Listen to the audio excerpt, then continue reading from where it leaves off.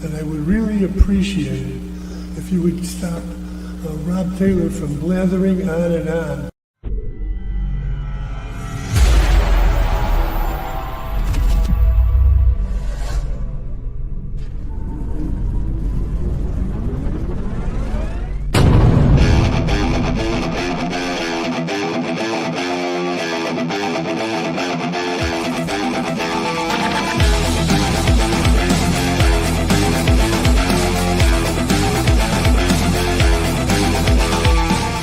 Opinions expressed by talk show hosts, callers, or guests on the Rob Taylor Report do not necessarily represent the opinions of the hosting platform, subsidiaries, sponsors, or possibly anyone else on the planet or the known universe.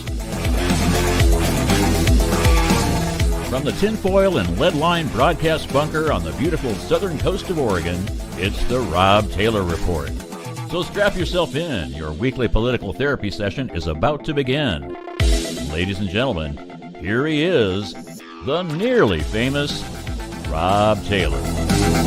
Hey, good Johnny. Hello, Oregon. Hello, America and beyond. And I want to thank all of you who are joining me today. We've got some kind of breaking news, some interesting story that just came out recently, right before the July 4th weekend, on a local senator. We're going to be talking about that later in the show. We're going to be talking about my theory on what's going on between Musk and Trump and this whole Epstein thing. Yeah, I think it's just very interesting that they're now saying that Epstein was, there's no evidence of murder, and that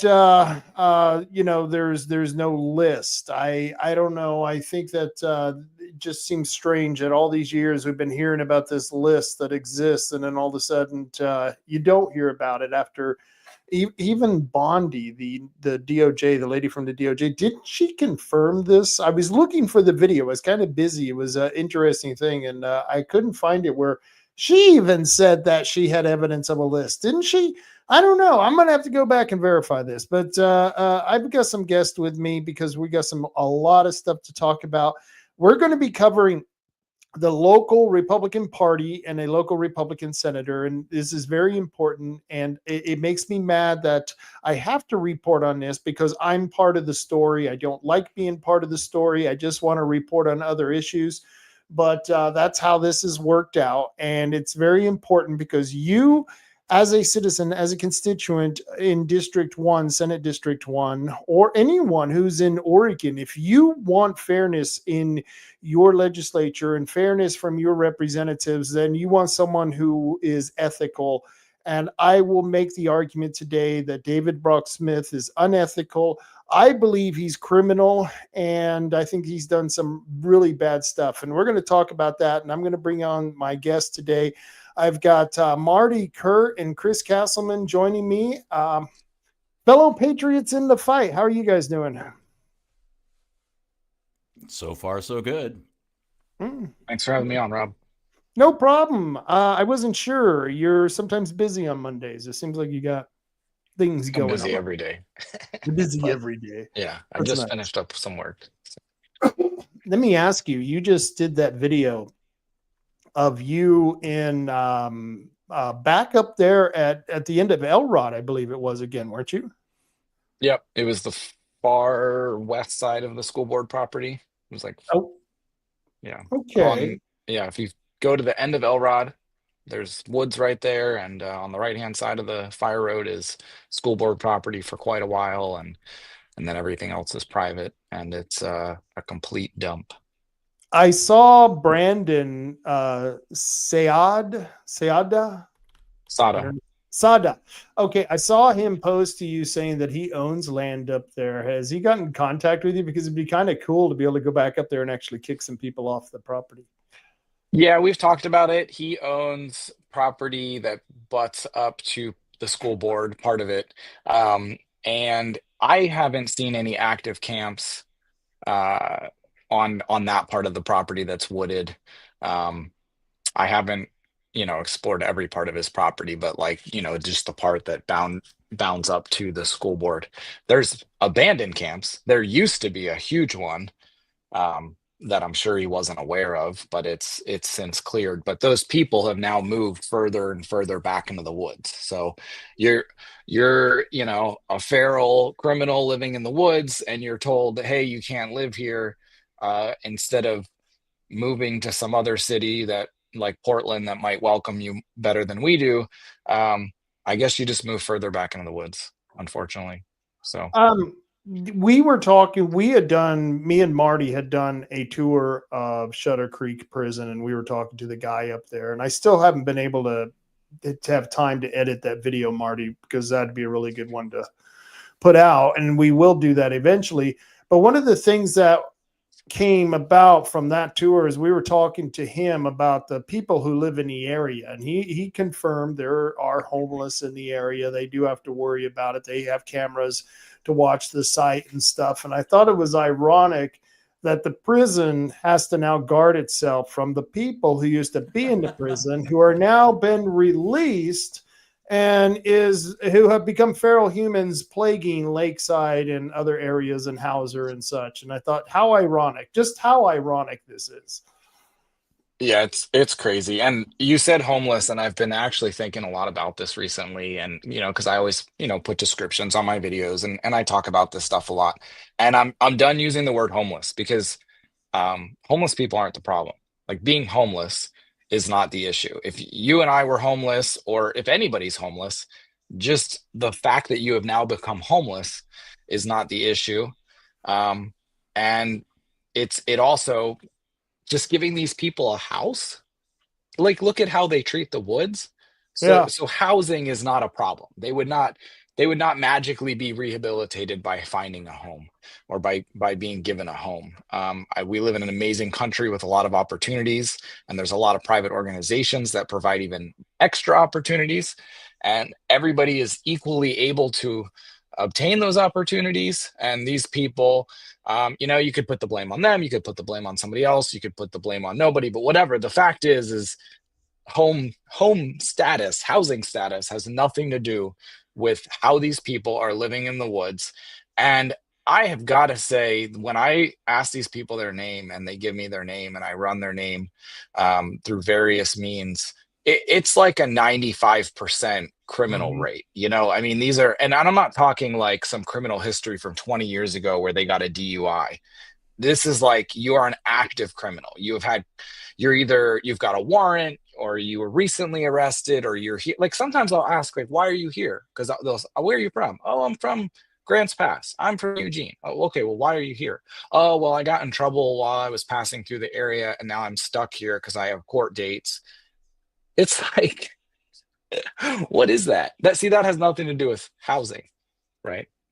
It's like you're living in the woods because you made poor life decisions, and you're not ready to accept the help that is out there in every city in America. Anyways, I don't know. I guess that should have been on the Friday night rant. That was my rant. That was a good one, because you were absolutely right, though. You hit it's not homeless.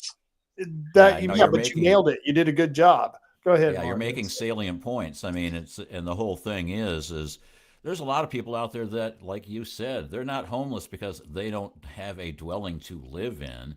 They're staying out there because they're, and then we go back to Shutter Creek, and I'm like going, there's so much available space in Shutter Creek that, instead of making it a prison, turn it into at least a worthwhile homeless area, because they have all the infrastructure for what used to be the barracks. When it was an Air Force base, it was a barracks. When it was a prison, it was, the prison barracks, but it still, has like the room for beds. It still has the showers and the toilets and the laundromats and the everything you need to sustain yourself while you get yourself back on your feet. Or if you're running from the law, then maybe we could take one of those barracks and turn it into another detention facility. But maybe half and half. Yeah, half and half. I mean, I would. They should never have changed it from being a prison, and that was punishment from Governor Brown. And the sad part is that people are complaining about the alligator Alcatraz well, I've seen Alligator Alcatraz, and I'd much rather sleep on those brand new beds and those brand new bunks than the buildings that they have at Shutter Creek. Is that a video you just popped up? Yeah, that's the one that you were talking about, I'm assuming, from this weekend. Yeah, let me play that. Let's play that. What are you guys doing camping back here? Is it a campground? Is it a campground? Why would you think it's okay then?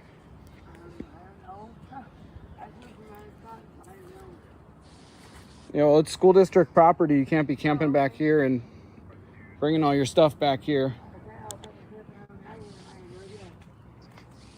Are you guys gonna have it moved then today? What's your name? Cherie, and your last name? Cherie Harris.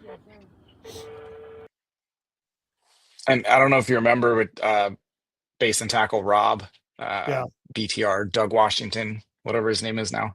He had someone steal the mail out of his mailbox, a male and a female. The girl was the one who actually took it out of the mailbox. That's this girl.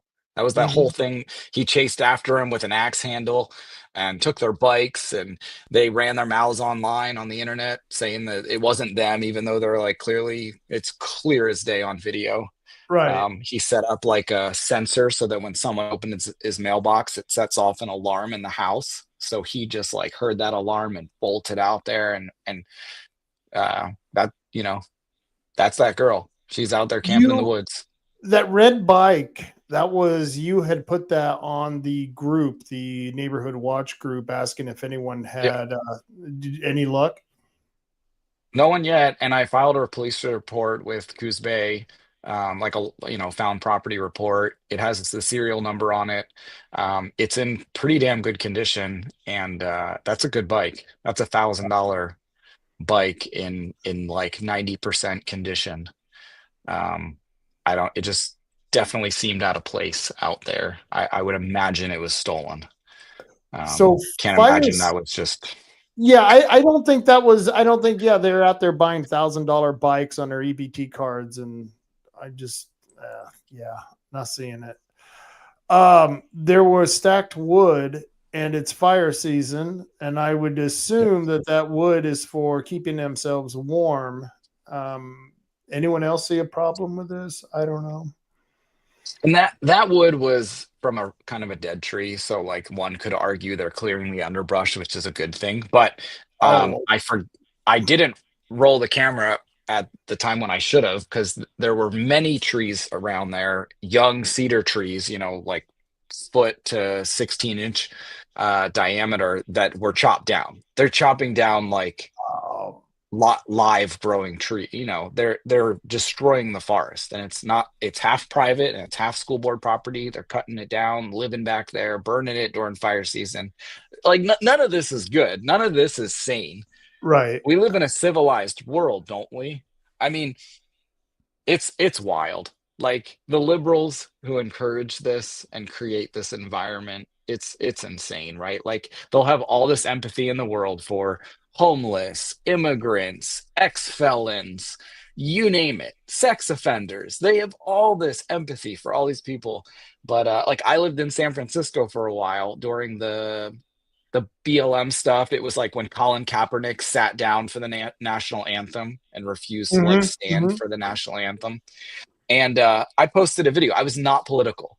I didn't know who anybody's political party affiliation was. I had no clue anything about political parties.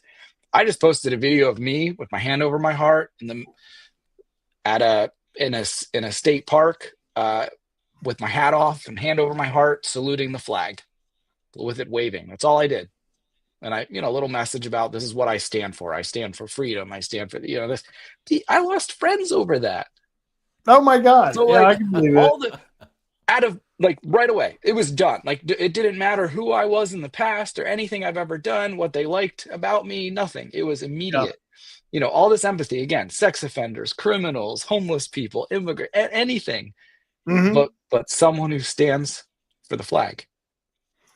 What kills me is they don't even understand that right next to these camps, because I've been out there, there's a whole freaking neighborhood of people down the hill. You can see into people's yards and hear kids playing. There's a school right there. You know, if you want to feel sorry for people who are being threatened, you've got a criminal element who's hiding in the bushes, in the forest, in wooded area where kids are playing just, well, I don't know, 50, 60 yards away tops. And that should scare the hell out of people. Yep. And her boyfriend, the one she was stealing base and tackle Rob's mail with, is Ernest Moy, and you can look him up. He's a sex offender, and he was living back there with her, but he's not now because he's in prison for burglary charges because the two of them burglarized North Bend High School and got caught. So like, these aren't good people. And yeah, the not school, criminal geniuses either. Yeah, they don't like yeah, they're not they very don't sound like smart. they're the brightest bulbs on the marquee either. So yeah, They're not. But you know, the school, it's Blossom Gulch is right below there. They're not using that building right now except for administrative stuff, but they have been in the past. Well, I think it was Madison or Sunset was under construction. They used that building. So it's crazy. And yeah, tons of neighborhoods around there, beautiful neighborhoods. It's sad. Like Steve Prefontaine used to run in those woods. Like they have meaning. You know, there used to be the Blossom Gulch nature trail back in there, and it's beautiful. And like that's wild that we're not using that. We're just letting it go to waste, and because they're having fires, it might just go up in smoke. Some lady was talking about the area where Bimart is in Coos Bay and how she had a business over there, and that she's so glad that they don't have a business over there because of all the human waste and feces and drugs, and the people are whacked out of their mind. I haven't been over there in a while, really paid attention, but I don't know if it's gotten that bad, but it was you had that happening before, but apparently it's getting worse. Have you guys seen that? Have you seen that, Chris? Yeah, it comes and goes, and I've just been home a lot lately. I just don't even like going into town anymore. But yeah, that whole corridor there, you know, between like Fred Meyer Safeway and then all the way up to Elrod, you know, so you got Dollar Tree and some other businesses, Little Caesars. They just terrorized that whole area of town. You know, you've been up there in the woods, Elrod, with me. You've seen all the Fred Meyer shopping carts. Yeah. But we've even seen Walmart shopping carts, Dollar Tree, Bimart, so many shopping carts up there. But you see the new Fred Meyer ones, they've only had them for what, a year and a half or something. And they're all over up there. So they steal stuff, they run into the woods. I mean, in the video, I don't know if you could see, it was a pretty short video, but the amount of bikes, and you've been to that one camp. So you've been to that camp with all those bikes. Remember we stumbled upon that one? It was insane. That was at the time the biggest one I had ever seen before I went to Lakeside. And I don't know what, 100 bike parts, 100 different bikes. Yeah. So whoever was living there, I think we found their new camp, and it's active because it looks the same, but it's active, and it's just a little further away. It's actually not very far from that spot. So that's what I was talking about. They just move further back into the woods. And what's the solution? Because they don't. I mean, you know, and that's a good point, because I saw one of our homeless guys. In fact, I've seen a couple of them riding around on brand new bikes. And once again, these are $1,000 bikes. And you know, these guys just don't have the means to be buying this shit. And so I almost felt like running out and tackling the guy, but I know my luck, I would tackle the guy who actually went out and bought one, and then I would have, right. I'm sorry, you know, don't sue me. And but it just does seem weird, you know. And I've seen the worst one was at Chevron at the end of Coos Bay, right there south of town, where a guy had a child's bike, and he was riding the child's bike. And you know, this isn't his bike, but you can't really stop him because of that very reason. They're going to go, oh, well, it's mine. Prove otherwise. And how are you not? And they take the bikes and they work on them. They change out all the parts so that if they ever do get caught, it doesn't look like the same bike, which is why I reported that one, because it looks like it was fresh, like just stolen. Because I don't normally see ones that have all the normal parts on them. Were you So tempted to take it? yeah, but like you just said, what happens if it was actually Wow. so, like what if it was just somebody like who works for, Bay Area First Step, and they're out there, I don't know, counseling somebody. Well, You yeah, know? and then so you go to recover a stolen bike and you're caught with a stolen bike. How do you explain that one How do away? you It's like explain that? Yeah. it's like that so this that bike too. was reported stolen. I was just returning it. Sure you were. Sure you were, Mr. Taylor. Yeah. Yeah. Yeah, But the I don't police have know. the serial number and a picture. I haven't heard anything back from them, but that would be Yeah, cool if we could get someone their bike back. But that'd be real cool. That'd be I real just don't cool. normally stumble upon one that has like identifiable parts. It's usually looks multicolored, and they're usually pretty beat up by the time we see them. What are the Yeah, odds they're they're going to usually see this video and change those parts out real quick, then and file off that serial number? Maybe. I don't know. become And another people go, "How Freedom are they bike. going to watch this?" Well, you would not believe how much access they have to social media and YouTube and all kinds of things. It's just unbelievable how much these people are given. They've got tablets, they got phones, they've got computers, or they've stolen them, and they're well connected. They're very well connected, and so yeah, I just so I've been every time I scroll through my Facebook page or any social media, I've been seeing a lot of jobs. Everywhere I go, I see nothing but we're hiring signs, and I've been posting the crap out of them because if I hear another person tell me, "Oh, I can't find a job," well, only if you're blind. I mean, where can you not find a job? Everywhere is hiring. You know what I mean? Have you been watching this? Have you been seeing this? I mean, it just seems like everywhere is hiring. Oh yeah, I'd hire somebody. If I was in the woods over the weekend in El Dorado and I stumbled upon someone who literally just needed a job and a place to live, and that was what they Mhm. needed, I'd give it to them in a snap.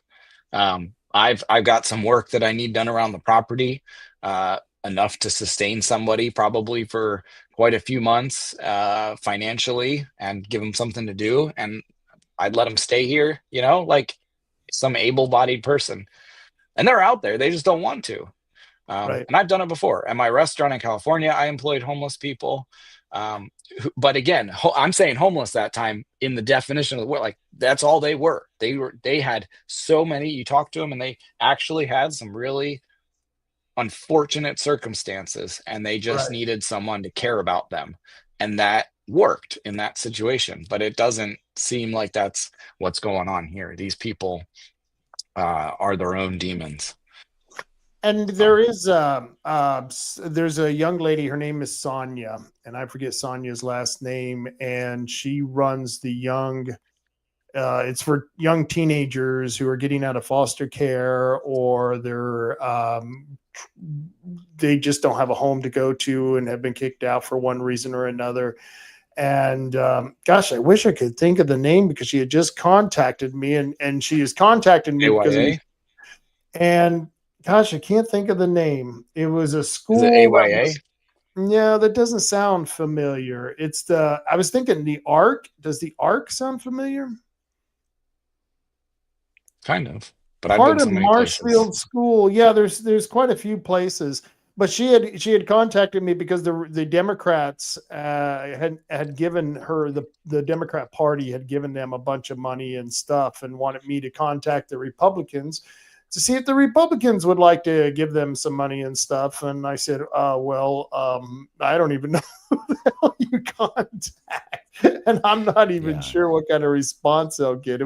It's once again, it's embarrassing being a Republican because I was like, I really don't know what to do about this, but yeah, it was very embarrassing. And so, yeah, she was looking for support because they deal with actual homeless kids who aren't druggies. They really have gotten foster kids, the worst situation you could be in, and they just age out. And so, Yeah, when it comes to kids, it's pretty hard. I haven't seen very many kids back in there. I mean, maybe out of hundreds I've seen, I've encountered a few teenagers, like yeah, late teenagers, but um I hear that they're out there though. I haven't seen that. I feel like it's more like you're homeless, like probably living out of motels, not quite in the woods. But Hmm. I've been in an arraignment in court where a girl said that the best thing that could have happened to her was that she got put in jail because then she finally had to give her kid over to her brother to be raised because she was caring for a 4-year-old out in the woods. So it Oh, apparently happens. Um, well, it must see, because jail can be good.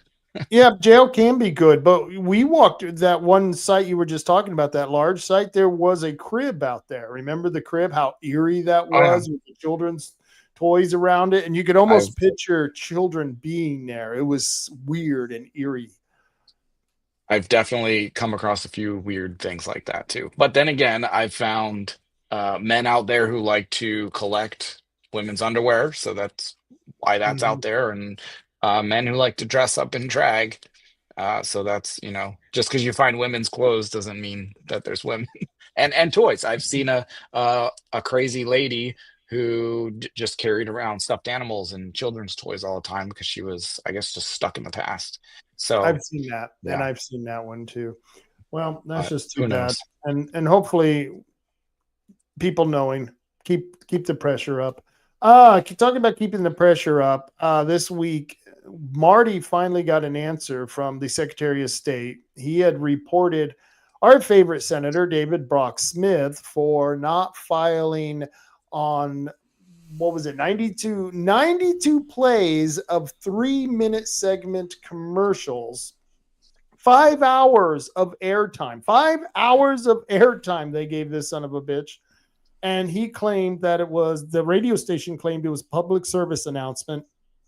And I forget what did Brock say. I have the letter here, but Marty, you want to fill people in on this? Yeah, so essentially, this all came about after the radio kerfuffle back in December of 23, where David Brock Smith basically got Rob Taylor thrown off the radio station. And what happened was is the radio station turned around and gave him basically carte blanche to give a rebuttal because he couldn't do a rebuttal on the radio show because well he had his radio show shut down.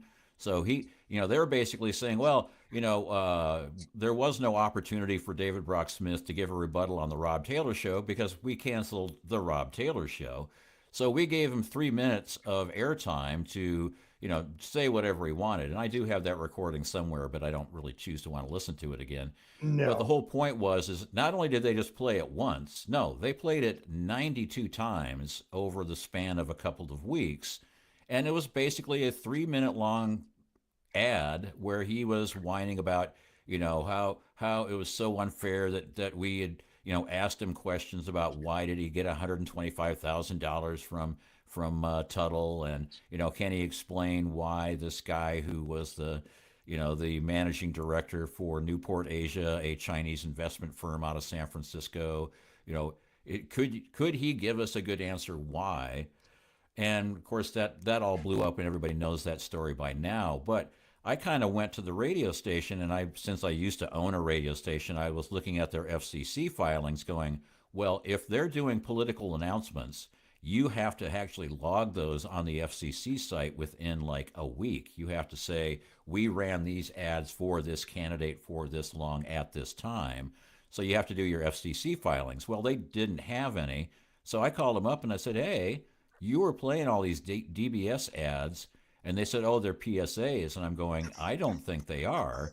And then I went to the FCC Yes. rules and I said, here's how the FCC defines this. These are advertisements. These are not PSAs.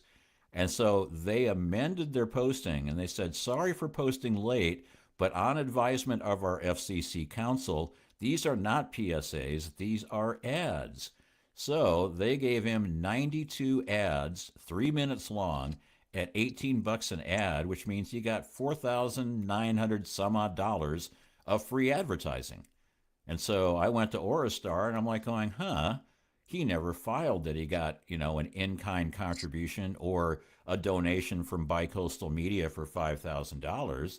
So I went to the SOS and their election investigation people and filed a report, and then they said, oh, we need more information. So I gave them all the FCC filings, and they said, oh, we need more information. And so I gave them everything they needed to know, and actually gave them a copy of the quote unquote PSA slash ad. And then basically said, okay, well, we found enough information that we're going to turn this over to our investigations people and take a look at it. And that's the end of it. There was no way for me to follow up. There wasn't like a link where I could go, how is it progressing? And I basically just forgot about it. And then earlier this week or early last week, I got an email from the SOS that said, we have looked into this. And, first paragraph goes, we looked into it. And David Brock Smith says it was a PSA and therefore he didn't need to do anything about it. And I'm going, ooh, I bet the third paragraph goes, and therefore we found that he's done nothing wrong. No, actually, the next paragraph was, and yes, he has violated campaign contribution rules, and his fine could be, and then they went through all this math about how much the fine could be.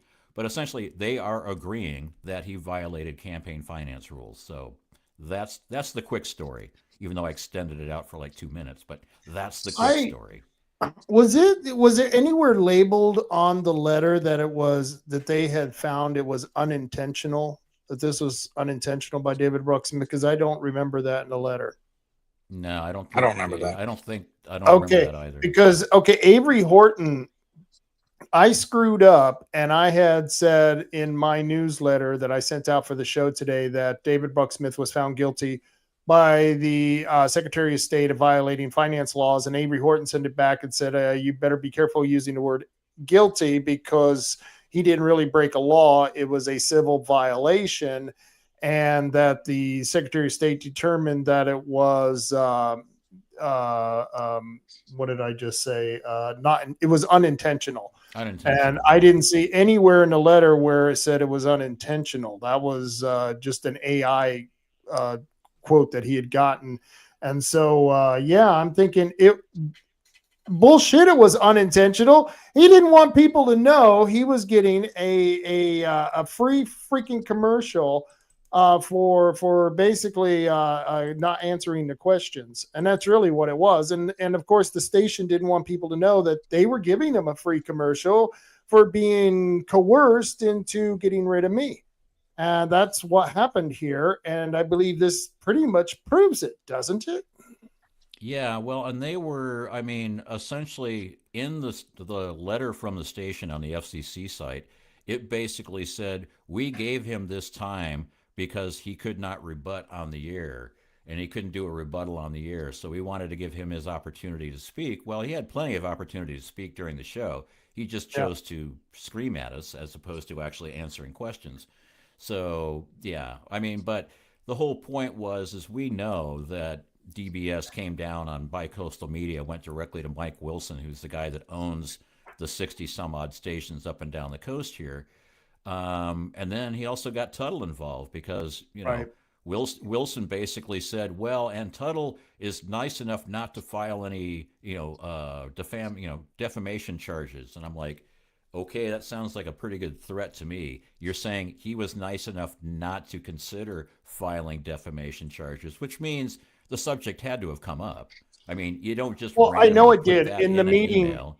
In the meeting where I had with Wilson when he was on the phone, and the station manager and Mike the Bear was there from I forget what station they had just purchased, but Mike the Bear, the other, K-Doc. And so he was there as well. He had heard this, and Mike Wilson said he had talked to Tuttle on the phone, and that Tuttle was upset, considering legal actions, was considering contacting an attorney, that he was pissed off that I had mentioned his name, I had mentioned the donations, and he was really ticked off that we ever discussed or dared to discuss his deceased wife. And so he wanted, the remedy was that he wanted me removed from the show. That was the same remedy that David Brock Smith said. This is what Mike Wilson said on that conversation.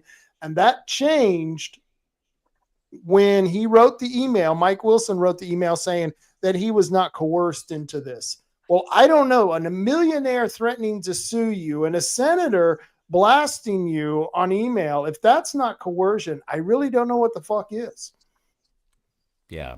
Well, and David took credit for it when I talked to him about it, and I'm completely impartial because I knew nothing about any of this going on at the time, and I really barely knew you, Rob. And so this was what, like January or February. I went to Portland and I met David Brock Smith at a Republican convention, and I asked him, point blank, like, well, what? So tell me your side of this story with Rob, because I'm hearing that you got him kicked off his show. And he got a nice little smirk on his face and he said, "Yeah, I did. I got him kicked off his show." And then he probably saw my reaction, like, "Did you just admit that?" And then he started backpedaling and, "Oh, well, I guess all I did is tell the owner of the radio station that he should lose his show." And so I didn't demand it. I just told him that he should. And you know what I mean? Like he just, every time he talked, it was he changed the tone on it. But the initial I did it. He was very proud little man. It's crazy. Why would you be proud of that, silencing a conservative voice in your district? Ego. It's a power play. He was able to crush a local journalist, a local radio station host, and he takes big credit for it. And that's what he told Danessa the day after the interview. Now, I got one more show in before I was finally kicked off the air, and that show I had invited David Brock Smith on for a rebuttal. If he wanted to do a rebuttal, he refused, and instead I had Rod Taylor, the commissioner, on there to speak in David's place, and he did, and did a fine job. And I apologize for the audience that it wasn't the best of radio programming, but I stand my ground. Right. David Brock Smith lied on the radio. He would not explain why he was getting so much money from Thomas Tuttle. And yes, they absolutely were putting pressure on Mike Wilson. Now, it was Mike Wilson's decision whether to get rid of me or not. But when you have someone threatening to sue you, and you have a senator plus several other people that also contacted Wilson, it's you know what I mean? He's not going to deal with it because he doesn't make any money off my show. And so he's not going to want to be worrying about a lawsuit coming from some guy who can put him into court anytime he wanted to. He doesn't want to run up against a state senator in Oregon because he has a bunch of stations in Oregon, and some of them, I'm a little curious about who's owning some of those stations, because Bicoastal Media owns a bunch of stations, but there's another company which I haven't been able to track down, which every time Bicoastal sells a station, it goes to like G7 Communications for like 10% of what the station's price should be. And I'm like, there's something going on here, but I can't track it down. But anyway, do you actually want a senator PO'd at you when most of your businesses are in Oregon? You don't want an Oregon senator PO'd at you. It's not like the Rob Taylor report was bringing in $1 bazillion for Bicoastal Media. I mean, you were paying for the slot, weren't you? I was paying for the slot, and I was paying really good money. And that's why I really got ticked off, because he started talking to me like I was his employee, when the fact was I was his customer, and he should have shown a little bit more respect. And I got really ticked off that he took David's side, because David lied. And anyone who would have seen those videos of David cheering on the windmill commercial should have understood what was going on. You know what I mean? And, what can I say? Yeah, it's just another feather in the, is DBS a douche nozzle? Well, here's another feather in that cap. Enjoy. Once you get up to 10 feathers, we'll make you chief of the douche nozzles. So I got my website redone, and I was scrolling through it here, and here's my new blog page.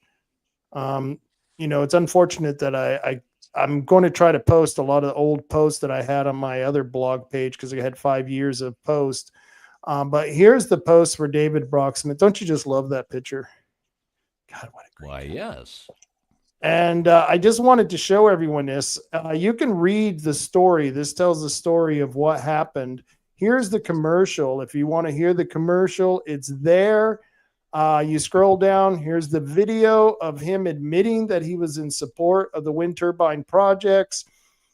Here is the actual filing from the Secretary of State.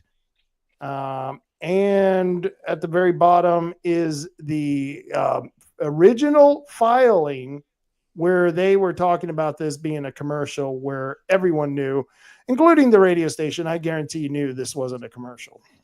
Yeah, Or- because that's the KWRO affidavit. It's this is what radio stations send out to their advertisers and say, here's the when the ad played, how many times it played, what day slot it played in, how many times did it play, and how much did we charge you for that? So it's basically an affidavit that says we played the ads like we said we were going to play them. So therefore, this is why you're being charged what you're being charged. So Marty, this is why I It wanted. sounds. Oh, go ahead, Chris, please. I was just gonna say quick. It sounds petty, like if you're outsider and you don't really listen to this much, or you're coming into this blind. But it sounds petty. But it's that's the point. Is like if you're a senator running a campaign, you already have a whole filing thing set up. It's not like this put you over the max and now you have to put a filing together. You already have a filing from prior elections. It's super easy. You probably don't even do it yourself. You probably have somebody else do it. And you're getting it for free. You were given it for free. So all you had to do was just like bloop, fill out like one row in an Excel spreadsheet and hit submit. It's super simple. And again, he probably has somebody else doing it. So why didn't he do it? Because it's optics. He wanted it to look like it was a public statement, like a matter of fact, not an advertisement. He wanted the Why, Chris? vibe Why? around it. Remember the timing? We just started the primary, and he didn't want us to be able to use this against him in the primary. Right. And he's about image, and he wanted it to look like he wanted it to be fact. Because that's the thing with him. And this is a lot of the times what the liberals do. And this is what's annoying is it's like their opinion is fact. And it's like, no, there's two sides. Rob can have his opinion. You can have your opinion. And those opinion usually is about what is factual. But you know what I mean? Like there are some facts. Like, did you get donations from Tim Tuttle? Yes, it's a fact. Did you support windmills? Yes, it's a fact. So like those are facts. But like all the rest of it, the 3-minute, I heard it fresh on the radio. I was out working and it was just on the radio. And it sounds like an advertisement, but again, he didn't want it to be one. He wanted it to be a public statement, a matter of fact, a matter of record. If it was a public service announcement and, it was like, here are the facts and here's how I was defamed and besmirched and sullied and so forth and so on. But when it turned out that was not the case, it's no longer a public service announcement. And when you do 92 3-minute announcements, and our whole point was, I was looking at it from the standpoint of, he didn't declare this as a donation, that he got $5,000 worth of free airtime. Why didn't he declare that? I mean, he's got to know how to do Oristar filings because he didn't want to declare that as an in-kind contribution for an ad because he wanted to say it was a PSA. I was just, they were allowing me to rebut and clean up my image and talk about these hooligans that were ruining my reputation. And, and it's like, well, the other reason I was pushing so hard on this is because the FCC has really strict rules about if you give X amount of time, if you give X amount of advertising for a candidate, you have to give the same amount of time to every other candidate at the same rate. So if they gave him 92, 500 minutes of free airtime, I wanted 500 minutes of free airtime for Todd Vaughn. I wanted 500 minutes of free airtime and then I was just going to go to every single candidate and go, hey, I can get you 500 minutes of free airtime on KWRO. You want in? But tell them the story about you filing, because due to this misfiling, isn't that the reason you weren't able to do that though? Yeah, and the biggest problem with that is you have 14 days to, if you find out somebody else's candidate is getting their commercials for $12 instead of $18 or whatever, they're getting their ads for free, you have 2 weeks to say, hey, I want my candidate to have that as well. Well, they filed a little bit late, and by saying it wasn't an ad, and then, oh, I guess now it is an ad, the 14-day window had closed. So it was like, you know, I actually went to the FCC Mhm. and I went to their top legal people, and they're like, you have an absolutely correct point. You should be getting all this free airtime, but you missed it by a week and a half. And I was like, I wonder if ugh. someone knew that ahead of time and didn't want that to happen so that Todd Vaughn couldn't get free airtime. Yeah, Hmm. yeah, Hmm. that's kind of a stretch. That could have happened, but I think it's kind of a stretch. I think it was just, I didn't react fast enough, and because it took me a while to kind of go to even come up with the whole idea of, Right. hold on, did they ever file this as a political ad? And then when they did, I said, hold on. I went to Orastar and said, did he ever say, I got a whole bunch of free airtime from KWRO. So by the time I worked my way through all that, I'd passed the window because I was like going, I was a little bit miffed at KWRO, and I was like going, if I have every single person who's running for office getting 3 hours of airtime, free 5 hours of airtime, they won't be able to sell any ads whatsoever because every single spot in their rotation is going to be for free advertising for everybody who's running for dog catchers. So, But the thing was it was a 30-minute interview, and they gave him 5 hours to counter a 30-minute interview. You can't oh, I tell know. me that doesn't smell of payoff. Payoff. Please Yeah. don't sue us, Mr. Tuttle. Payoff. Yeah. Well, they Seriously. took your spot. They could have just given them your spot for Yep. one Monday. The Yep. whole three Yeah. hours. Let them talk. You know, he would have had a record number of attendance. Oh yeah. Uh, Jeez. Yeah. So to carry on with this story, because it gets better, I was checking through David Brock Smith's account on Orstar, and I've been making a claim for a while that the Republican Party is captured, and that the chair of the Republican Party, Michael Brainerd, he suckles at the teat of David Brock Smith. And sure as heck, going through Orstar, That's we found that David Brock Smith is paying Michael Brainerd, not a lot, but he paid him $855, I think it was, for management services. I'll have to look that up. I got this somewhere No, that was for postage, and then it was like $200 or $300 for managerial services. here. For but Yeah. postage. postage for sending out like a bunch of cards saying David Brock Smith does not support any Republican candidates in this election. Is that the postcards they were sending out? Is that the postage we're No, talking about? exactly, right? Because the timing, this was 3 days after the May primary, this past May primary, where David Brock Smith was not on the ballot. Yeah. So, and which means I would imagine because it was reimbursement. So it was for some postage that was, and it had to have been for, right. Isn't there timing? You can't, it couldn't have been for something from a year ago. You can't reimburse somebody from that long ago. It has to be recent. There's rules around that. So what is Michael mailing for 800 some dollars in during the May primary for David Brock Smith?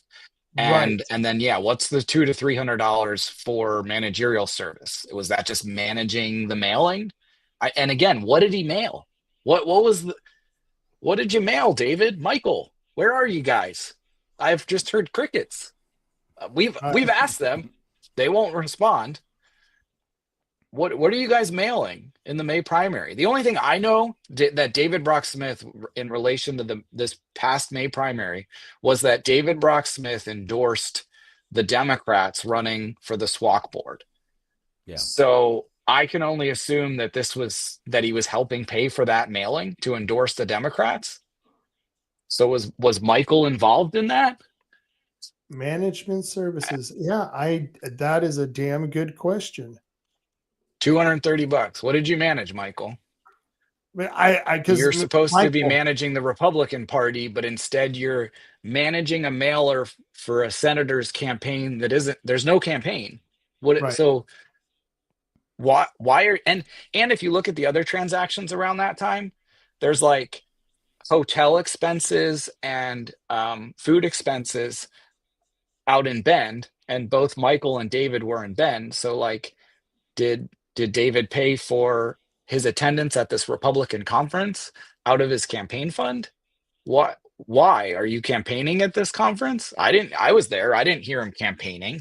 So how is that a relatable expense out of your campaign fund? And did you pay for Michael's hotel room? Did you pay for some of his food? Like what? This is weird. Why are there still many, many months after your election? Why are there still expenses every week out of your campaign fund? Yeah, and that cash expenditure to Michael Brainerd, the $234.45 one, if you look closer at that transaction, go back to that transaction real quick. Scroll down a little bit. Yeah, there you go. That's the one. So if you look on the right-hand side, it says, okay, transaction date 5/23, due date, but an aggregate of $10,060. So I was looking at 234 that. was just the last one, which means there's No, been a 1,000. couple of them. Yeah, but I mean, yeah. So it's 234 was the amount, but the aggregate was $1,060.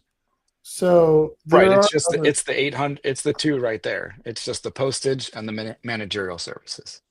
there was a Right? couple of Oh, others. gotcha. I No, see. there were I a see what couple you're of Or no, others. no, no. Wait, no, you're right, because the aggregate was for the first one. So that means there's something before that. Yeah, that's kind of what I was alluding I to. would think. Because yeah, Door- it's DoorDash. He's got you DoorDash on here. What the hell, man? And no, Uh, seriously. Well, in a campaign, if you're running a Yeah, campaign and you're having I like guess. an event or something, maybe I could understand it. But what isn't that odd? Why it's after the campaign? When did the campaign end? Last yeah, November? what is he campaigning We're for 8 right months now? removed. Right. Yeah. It's not a PAC. It's not a. I mean, I guess Friends of David Brock Smith is technically probably a political action committee. Yes, it is. It's a political. But I mean,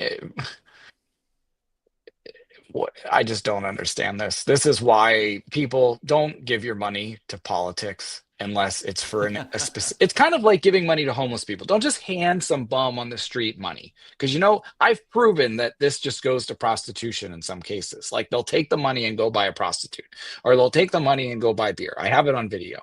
Okay, so don't give your money to politicians unless there's a specific no, I'm not going to give you my money. I'm going to go buy you a hotel room. Like that's for homeless people, for politician. I'll buy you something specific, but don't just hand them money because they're going to use it 8 months after an election for DoorDash.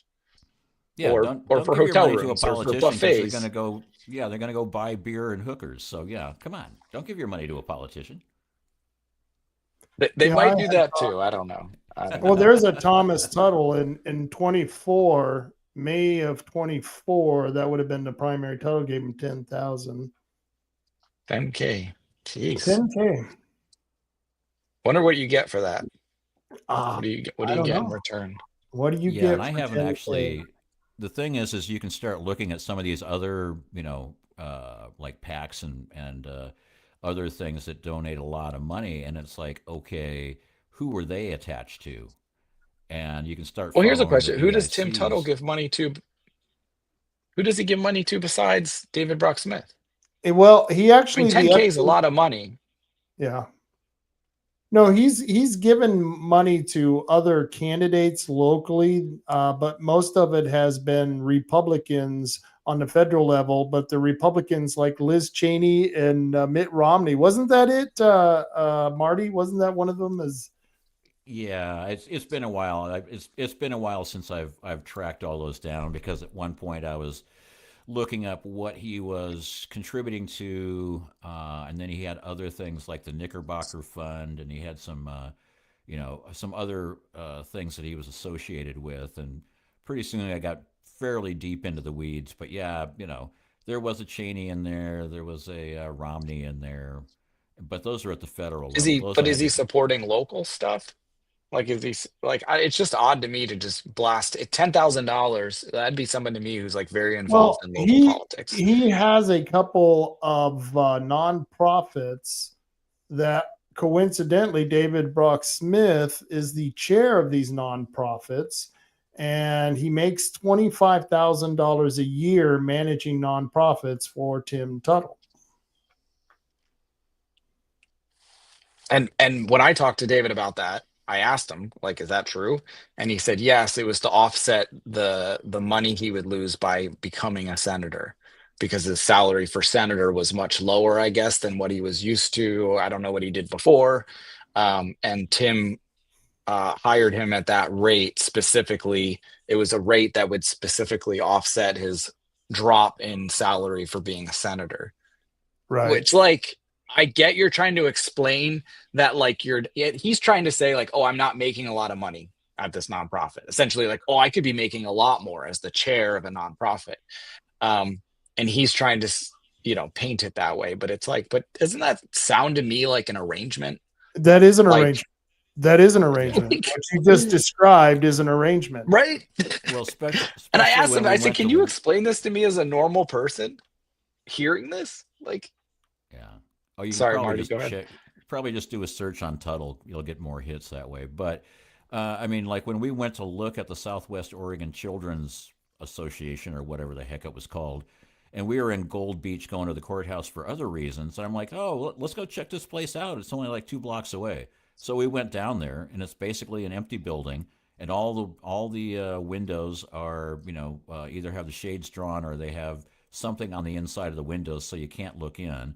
There's no signage on the outside except for the AA meeting that's been moved to blah blah blah, and and it's like, okay, other than the fact that there is a power meter that shows there is power hooked up to this building, there's no signs of life here, and this is supposed to be the organization that he's running, that he's getting paid like 40 grand a year to run this thing. And I'm like, it's a ghost town. There's nothing here.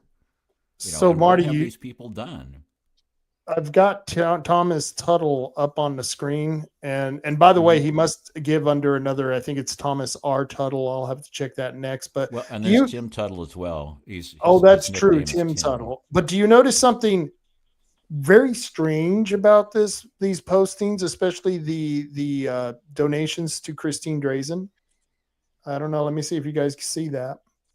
Well, I see a couple of 25 granders and a 10 grand, but those were, and then they're in red, which means he must have donated that when he was still living in California.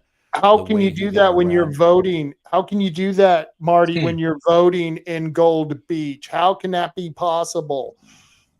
Yeah.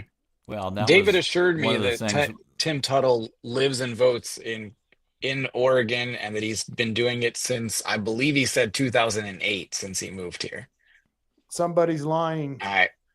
Well, I mean, and didn't you track down the fact that he's voted in both states? In fact, let me see. Let me remove this. Add this to the stage. Let me see. Let me go through it real quick. Let me see if I can get it. Yeah. So essentially, Tuttle had a residence in San Francisco. He also has another one down in Gold Beach on Chanterelle, and so been there, looked at it. Nice house on the beach, north of Gold Beach. And it's like, so it used to be you could only get 10% of your campaign contributions from outside the state. So when Tuttle was donating to DBS, he was doing it from his Gold Beach address. And he has a number of nonprofits that use that exact same Gold Beach address and same Gold Beach P.O. box as the originator of the donations to DBS. So therefore, technically, it's in state. So there's Tim Thomas Tuttle. R is his middle initial. We'll check that. And right there, it shows where he gave money to David Brock Smith. And as you can see, that's out of state there. And he voted during the time. And there is his voting record from California. And as you can see, he voted all of these elections up to 2022. So yeah, someone's lying. And then here you go. This is the Oregon. This is from the Gold Beach county clerk. And as you can see, he's voted all the way up till 22, between 2015 and up to 22. That's as far as the records go. But he voted both here in Oregon, he voted in California, and he's listed as out of state as far as his donations and listed in state for some of his donations. Who the hell Isn't knows? that fraud? That's total fraud. Isn't that voter fraud? Yeah, but Yeah. So I what do we reported do? him and no one cares. They said that All right. it's beyond I'm the going to get statute. on this. Okay. I would love Yeah. to hear it because I thought it I was think funny we were going to because- go to the FEC. Weren't we going to do that next, Marty? Well, yeah. I mean, if what I'm seeing is correct, that's just textbook fraud, voter fraud, Yeah. right there. Mhm. Let's lock Yeah. them up. Yeah, because one of them said, "Oh, the statute of limitations has expired," and the other one said, "Well, he didn't vote on the same day." And I'm like, Yeah. why would that make a difference? I mean, okay, and one election was on a Tuesday, then the other election was on a Wednesday, and since he didn't vote on the same day in two different states, it doesn't matter. At least I think that was the California evaluation. Yeah, one was the California Jeez. primary and one was the Oregon primary, but that didn't matter because he voted in the general election on the same fucking day twice. And so Let's show which year was that? Show it. and let's see, that was, and I can't see. So you got the date. November 8th, 2022 is the first one. So did he vote in California? Or this is November 8th. Yep. Yeah, Second November line down. 2022. So Yeah. same day, Same day. ballots cast. It says cast. And what was and the other list? Those are all cast ballots. Those are all cast ballots. I'm just trying to like dot my I's and cross my T's. And I'll that's send what we're you looking these at. records. I will send you the records from the clerks Yeah. themselves. Yeah, and you can look these things That's up crazy. because these are essentially public records that you can get because that the two back I think it was the VR 005 or whatever. It's just like you can get those reports at any time. So I mean, not and like- it's not just like you said. They might be on mismatched days, but you've got years and years and years of this going on, and you've got a Republican senator in office telling me this was a couple months ago, telling me that he has resided in Oregon and voted in Oregon. He does not vote in California. He does not reside in California. So yes, the benefit of the doubt that he's being lied to. Okay. But this Tim Tuttle guy, if all this is true, he's got to go. Get him out of here. Mhm. I would say lock him up for fraud. But all these contributions, all this influence he's peddling in a fraudulent manner in two states, this smells to high heaven. Yeah, and then you combine that he's got a deal with David Brock Smith where he'll put him on this nonprofit. And 1 year in the nonprofit, I think David Smith took in, was it 45,000 or 49,000? But yet he only gave out $29,000 in grants, meaning he took in more money than he gave to the people who are supposed to be the recipients of this generous nonprofit. And so he's on a couple of them. There's not just one. And so that, to me, like you said, if that's the arrangement, David's on these nonprofits so he can supplement his salary, that's a clear arrangement. Then you've got the fact that he lied. He lied about the public service announcement that it was really a political commercial. The Mike Wilson from Bicoastal, he lied. We know he lied on this, and why? Because he wants to save face. And of course, Tuttle lied and said, "Oh no, I'm agreeing with Wilson. I never was going to threaten them with a lawsuit." But for some reason, they got into contact with each other anyway. And so I'm just finding that it's really strange that you got a senator, a media mogul, and a millionaire Democrat from California who all of a sudden thinks, oh, it's okay to get rid of someone because he's questioning us. I start to have to wonder, I'm just on the tip of the iceberg. There is more here, and I don't know what it is yet. These this are the ones is federal voter fraud. We're talking about a general election for federal, right? Like this, shouldn't the feds get involved? This is beyond state. I don't Well, even up know where to until report it. With the feds, I couldn't even find anywhere to report it. Pick up your red yeah, phone, call Trump, yeah, Yeah. call there we go. Bongino. Yeah. Yeah, Where there is we Get go. this it? handled. That was the biggest problem is that, up until recently, it's like up until recently, it was one of those things where, yeah, we should be able to report it to the feds because they were, he was voting in a federal election both times, and, a presidential election both times in two states at the same time. This is easily voter fraud. And as Textbook Samantha fraud. says, there's no statute of limitations on high crimes and treason. And I think fraud, there's no statute of limitations either. But the whole point is that, back then you could go to the FEC and they would like go, well, we don't care. We don't have to. I mean, Well, the Republicans should care. I mean, our biggest part of our platform, I think, right now is election integrity. And I mean, I Yep. know it is at the state level. We went to this convention in Bend at the end of May, and that's all they talked about: election integrity, election integrity. And David Brock Smith was there the whole time. So, like, David, I know you're listening to this. You tell me you listen to all this stuff. So, are you supporting election integrity? Do you support our elections and the process that they should follow? Or do you support Tim Tuttle? Come on, you punk. Like, answer the question. Right. Respond to what, because I'm going to email you after this. I'm probably going to call you a couple times. I want to know the answer to that. Because I'm going to give you the benefit of the doubt, dude. Maybe you didn't know. But now you know, and I'm going to make sure it's all in writing, sent to you. I'll send it to you priority mail, certified. I want your signature that you got it, so you'll know. And I want your answer on whether you support that, whether the legal system takes it up, whether the feds arrest Tim Tuttle or the state does. I don't know, but you deserve to answer this question, or the constituents deserve your answer. Right. Do you support election integrity or not? This is crazy. Sorry, my mind is blown. I didn't think it was this bad. I knew the guy was a douchebag just because I've met him a couple times and he's lied straight to my face. He campaigned against me. He campaigned for Democrats, blah, blah, blah. But you're taking loads of money. So is Christine Drazen. This looks terrible for Christine, who's trying to run for governor. She's probably the best shot we have at governor right now. This looks terrible. That's a load of cash from someone who's committing voter fraud. I guarantee you, Christine Drazen, if she runs for governor, it will be on a election integrity platform. That's going to be a huge part of her platform.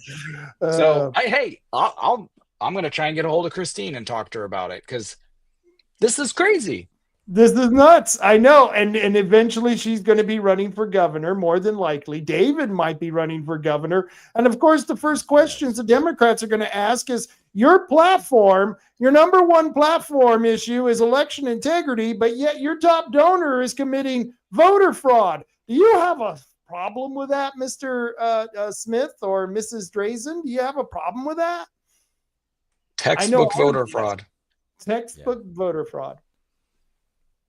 And now that the Department of Justice is, when there is the Judicial Watch suit against the state of Oregon, which just had its initial day in court in Eugene like last week or so, and the whole point of that one was the should the suit go forward, because the state of Oregon, their first step is going to say we want this suit thrown out. So if it makes it past that, and Judicial Watch does not sue states because they are patriots and they want to do the right thing.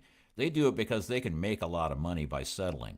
If this goes to court, the state of Oregon is going to settle for whatever Judicial Watch wants, because they don't want to go to the discovery phase. They don't want all this information coming out about how dirty their voter rolls are. They don't want any of that information coming out. So anyway, Judicial Watch got a letter from the DOJ and the Civil Rights Division of the DOJ and Harmeet Dillon saying, we're really interested in this case. So that's a positive right there. But as Samantha's saying, the Civil Rights Department of the DOJ wants more information. So maybe we could go to those guys and gals and say, oh, by the way, can you look into this while you're at it? So this is crazy. My mind is. I know. And then I look at this and I see, him supporting the Democrats, and he was just up in Bend at that meeting talking about how we need to get Republicans elected, and nobody even seemed to give a damn that this guy was supporting Democrats. And on top of it, the top platform is voter integrity, and his top donor is committing voter fraud. I'm sorry, man. This just is. If anyone doesn't see the irony of this and the corruption of this, I don't know. I feel like I'm living in bizarro land. Yeah, I feel the hypocrisy same is- way.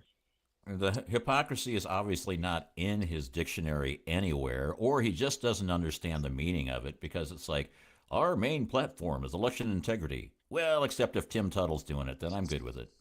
And then on top of it, you got Michael Brainerd accepting money. And then we found out in October of last year that the Central Committee for the party gave David Brock Smith $1,000. So why is David Brock Smith taking $1,000 in October of 2024 just to hand it back literally to Michael Brainerd in just a couple of months ago? That just seems a little strange, doesn't it? Well, and I asked, was there a vote like this? If you're getting $1,000 from the Coos County Republican Central Committee, per our bylaws, you have to vote on that. That's the whole Central Committee is the only one who can do that. And from what I've heard, there wasn't a vote. But I wanted to check, so I sent an email out to Michael, the chair, who would have been the vice chair at the time, and the secretary. And the response back, Michael doesn't talk to me anymore. He doesn't respond to my emails. He doesn't answer questions. And the secretary responded and said that she does not have time for this. I'm just asking for the minutes from September 2024. Shit, send me the whole file for the whole year and let me look through it, right? Like, they're minutes. They should be, there's no secrets there. The only secret would be if it's not in the minutes and you guys just gave him $1,000. So which is it? And if you don't have time to give somebody the minutes and you're the secretary, you should probably resign. I want you to think about this. One of the donors to the Republican Party, the fifth top donor to the state party, was Dennis Beetham. That's Danessa Rain's father. David Brock Smith threatened Dennis Beetham, threatened his business, threatened that he was going to send the wolves out after him if he didn't do something about Danessa, which I don't know what he was supposed to do about Danessa. Yeah. And he threatened him. And so Dennis Beetham now has stopped donating money locally and to the state party. I don't blame them. And how do they reward David Brock Smith with getting rid of their fifth largest donor? Oh, they give him a fucking $1,000. Excuse my language, but I think it's well deserved. Yeah. Well, and the thing is, I always thought was funny is like he goes after Dennis Beetham and basically says, tell your daughter to, I'll send the wolves after you. Tell your daughter to stop doing what she's doing. She'll never be able to run for anything. I'm gonna like bring the house down on all y'all. And I was like going, okay, first off, what's this have to do with Danessa? Danessa wasn't on the show. Danessa never said peep one about the stuff that we brought up on Aura Star, the stuff that we brought up in, with Thomas Tim Tuttle. I mean, I was the one that like tracked down Newport Asia, and I was like going, what in the hell? I mean, I actually went to some of the people I worked with when I was doing stock market trading, and they're really good on the inside stuff. I said, tell me more about Newport Asia. And they said, it's almost impossible to get information out of this thing, but one of their funds is sort of like the Hilton Hotel of China, and it's like a $2 billion investment. And the rest of the stuff, we can't figure out exactly what they are, but you have to have $2 million in your portfolio before you can even trade, before you can even put money in Newport Asia. Right. And, and they had like 8 different diverse funds, but you could not see what those funds were holding. And I was like, well, that's pretty entertaining. So, I mean, but Danessa had nothing to do with this. And I'm sure Dennis didn't have anything to do with this either. At all. I mean, way to bring more people to the party by like nuking the number 5 donor of the party. I mean, everybody's going, well, the Republicans don't have any money. Well, if that's the way you treat your donors, why is this a big surprise? I can't figure that out. And he went to Lars Larson on the Lars Larson show, and he attacked DB Western, that's Dennis Beetham's company, saying that Danessa and her father stand to make a lot of money off the wind turbines, and that's why they're supporting Todd Vaughn. That's why they were supporting Todd Vaughn, because I guess Todd, even though he said he was vehemently against the wind turbines, was really for them and was going to do something so that they would make a lot of money off of this. That's what the implications were. And here's the irony. The people, one of the last bidders for the wind turbine project, is the top donor to a PAC that is giving David Brock Smith's PAC $10,000. So my question is if Danessa and Dennis were standing to get money off of this project, why is David getting money from the green energy companies that are bidding on this project? And Lars, well, he didn't even do his homework and went to go and find out any of this or ask any of these questions. And so once again, we look like we're nitpicking and we're beating up on a good senator when I think there's a lot of smoke here. And now with the Secretary of State, we've got a little spark. We got a little bit of a fire going. So something's happening. Well, do you support the First Amendment, Senator Smith? Like, do you support free speech, the right of the people to redress their grievances with their government? Like you are a sitting senator at this time when all this happened, with him saying, you guys said mean things about me. And I had this conversation with him. Like, look, if it was defamation, sue. Like, if you were defamed, you would be able to sue. You threatened it, so why haven't you done it? So, and if it's not defamation, then it's protected by the First Amendment, because it's just you guys' thoughts and opinions and feelings, and he's the government. He's not like just a senator. Like, you're the government. You're a government representative. Right. We are the people. We run the government. It's just crazy. Like, he doesn't support the First Amendment. He doesn't support election integrity. What else? He supports the Democrats. He does support the Democrats. So, and so why this is important, and I'll share this screen now, is that this is his website, and this is his endorsements page. And he's got a lot of endorsements here because he's done a lot of favors for people and stuff. Christine Goodwin, Alex Scarlito's here. He's got endorsement. Bob Main endorsed him, of course. I don't know why Bob endorsed him. Tim Freeman. But here's the interesting one, and I'm going to get down here to the bottom of the page. Can I give him an endorsement? This is official. I officially endorse David Brock Smith for as the Democrat candidate for governor of Oregon. There you go. There you go. Democrat candidate. I second that endorsement. I think he would be a great successor to Tina Kotek for the Democrats. Absolutely. Yeah. It is going to be a step down from Tina Kotek, I understand. But if we're going to back, a homegrown boy, we got to back David Brock Smith for Democrat candidate for governor of Oregon. He really should. Like, honestly, David, if you're watching and you want some serious, honest advice, you're a moderate Democrat. Just admit it, come out of the closet with the Democrat thing and maybe some other things, and run for governor as Democrat candidate. Just do it. You'll do great. This goes along with me at least be you. Yeah, and I'm supporting sex offender Sal for Coos County Commissioner. So this will work well 100%. This is so support sex offender Sal for Coos County Commissioner and David Brock Smith for the Democrat governor. I like this idea. I'm all about being yourself, like supporting people being their natural selves. So David, just come on, you're a moderate Democrat. But here's the rub. After all the stuff that we have said, here's the real reason why he has to keep the political parties under lock and key, is that Coos and Curry County Republican Central Committees endorsed David Brock Smith.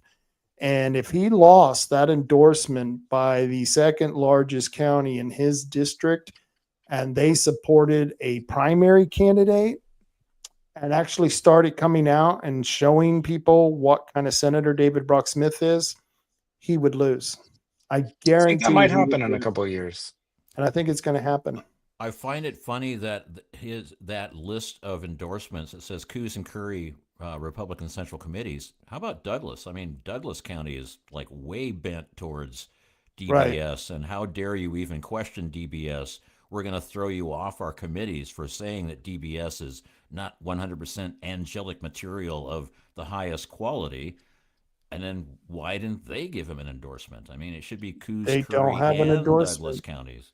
Yeah. No. Well, now that There is. I've seen that on that website, I also want the minutes of that endorsement. Because again, our bylaws specifically state the only way you can get an endorsement is through a vote of the Central Committee, a majority Yeah. vote of the Central Committee. I don't think that happened from what I'm hearing from people who were part of the party back then. And it wasn't that Yeah. long ago. No, and it wasn't that long ago. And I think that, and that's why we're working to change leadership. If you people out there who are watching this, the reason we're doing this, we're telling you all of this, is that they're going to be having, hopefully, a Republican meeting coming up in July. I believe it's July 24th, if they actually have the meeting. It'll be the fourth Thursday. They usually have them every month on the fourth Thursday, but Michael was afraid to have one in June. So Yeah, so yeah, it would be the 24th. Yep, and we don't know where it is, and so and supposedly they're going to be at the fair. That's during the week of the fair, if I believe that. He's probably going to cancel it. So normally they Let me meet check my at email, this maybe time. because he sent an email out about it, canceling the other one. Here, July 24th, meeting notice. Oh, what? It's at Cozy Kitchen in Myrtle Point. Cozy Kitchen in Myrtle Point at 6 p.m. And based on their hours online, they'll be open. Do they have a meeting room? Yeah, a very small one. Did he send out meetings of the minutes of the meeting? Or I mean, I'm sorry, an agenda. Your agenda for July 24th meeting. 6 p.m. Central Committee and support only. I don't know what support means. Maybe he's making sure his mom's there. It says election of treasurer. So at 6 p.m. we're going to elect the treasurer. And then at 7 p.m. it says meeting. I guess that's different than the first meeting. To appoint PCPs and review recent events. So, hey, we might be appointing some PCPs. He can't argue that it's not on the agenda now. I don't know what the weirdness around limiting people at the first part of the meeting for, though, for the election of treasurer, but I don't know. None of this is done through any sort of collaborative process. This is Michael, and whoever's in Michael's ear decides when and where and how all this goes down. He does not hold executive board meetings to discuss any of this. When any of us send emails to suggest things to go on the agenda, he doesn't respond. He doesn't add them. It's pointless. I'm sure I'm being reviewed. like negative. We can change this. If elected PCPs show up, we can change this going forward. So I don't want to be like pessimistic, just like that's the past. Let's make a better future by changing it. So but if we don't show up, if we don't have enough votes, then this is what's going to keep happening. So we need all of you to show up Cozy Kitchen on Thursday, the 24th at 6 p.m. And we are going to, well, I'm telling people 6 p.m. Should I be telling them 7? We're going to have to find this out. I don't know. 6 p.m. So show up at 6 p.m. and we can eat. We'll have. We're the Republican Party. We're conservatives. Transparency and everyone involved. We're all, come on. We're all in this together. We're supposed to be working together. Stop being exclusive. Michael, you're such a weirdo in that regard. I don't understand it. He prints these little tiny little size 6 font at the bottom of all the handouts at the meetings that say the chair has the full discretion to be able to kick you out of this meeting and ban you from further meeting. It's like, and I asked, this sounds so petty, but I was like, why do you have this on these sheets? I said this in an email, and he said that it's not him. It's just always been there. So I sent him the prior 4 meeting agendas with which it was not on. and I'm like, but it wasn't on any of these. And he's like, yes, it was. It's like, it wasn't. I just sent them to you. And it's like, okay, and if it's not yours, if you didn't put it on there, then take it off because it's stupid. But now it's Right. been on everyone since. So I think it's probably your fault. He probably heard that you were coming to one of the meetings, Mm-hmm. Rob. Well, I Yep. guess Marty too. Marty, you talk too much. Marty, You the speak your last mind. meeting I went to, I kept my mouth shut the whole entire meeting. In fact, I You was the did. only one who kept my mouth shut because everyone else was yelling and screaming until the very end of the meeting after it was adjourned. And then I went up to Rod Schilling and I gave him both barrels. It was beautiful. And yeah, it's gonna I'm hoping that if Michael has any intelligence, he will realize he has to go with what's happening. I mean, because people want change, they're demanding change, and he can still be a part of all of this, but he's going to have to yield to what the majority of the people want. This is not the Michael Brainerd show. This is the Republican Party. And what really makes me mad is I was part of that party when he was probably still in elementary school. So that just ticks me off. But the problem is it's not just Michael's ego, it's who's inflating it. Who, it's you've got Pam Lewis, Julie Theis, Rod Schilling, his wife, Mary Schilling, and a couple other people around him, all telling him that he was elected. And in front of other people and in email exchanges, they're saying he was elected. And it's this refrain you hear all over and over and over again. He was elected. What does that mean? He's not a king. We did not elect him king to dictate everything. He was elected to be a leader and lead us somewhere. Where are you leading us, Mike? He's not. He just wants everything his way. But there's people enabling him, telling him that he has been chosen as king, and for 2 years he can do whatever he wants, and that we all work for him. You heard him say it at the meeting. Mhm. He said, Yeah. we work for him. Right. No, It's crazy. It's he's fascist. seriously You talked about confused. this, I think, on Friday. Yeah, it's Yeah, total It's fascism. fascist. Yeah, it's Yeah, very yeah. fascist, and it's not going to play. It's not going to play very well. And what kills me, Michael, if you're watching, and I just assume that Michael's watching. I know David Brock Smith watches on a regular basis. He can't help himself. But I can tell you this, Michael, and I can tell you this, David, it's coming. Eventually, we're going to get people into that party who are not going to be puppets of yours. They're not going to look away when you do the wrong things. They're going to hold your feet to the fire. And I can assure you this, I've been in the party long enough. I've seen people elected into the position you're in now, and I've seen people unelected, and I've seen them go away and never seen them again. And it's happened. It's happened at this very party. And so anyone who thinks that they're untouchable, yeah, David, yeah, Michael, you're the most touchable because you're the ones who are in positions that can be lost. I just want to move on and have leaders that we can praise and thank for actually doing things. Like, remember when the Right. North Bend School Board stood their ground and they shut down the URA project? That was Yeah. awesome. Yep. That Yeah. not the fact that it happened was awesome, but the fact that we could go around for months afterwards and sing their praises and congratulate them and talk to people about what they did and how awesome that was. That's what we should be doing. And instead, shit, we can't even get the chair of the Republican Party to add members to the party. To the He party. doesn't want to. Why? That's an Yeah. argument. There were 2 disabled people. Well, one was disabled, the other's the wife staying at home with them because they couldn't come to the meeting and he wouldn't allow them to attend virtually. Right. He said, we don't have the means to do that, even though all of our executive team meetings are over Zoom. Right. And every municipality, all the city councils, all the boards and districts, they all do Zoom. Come on, man. It's the year 2025. This is the stuff we have to argue and talk about. And Right. election Well, integrity.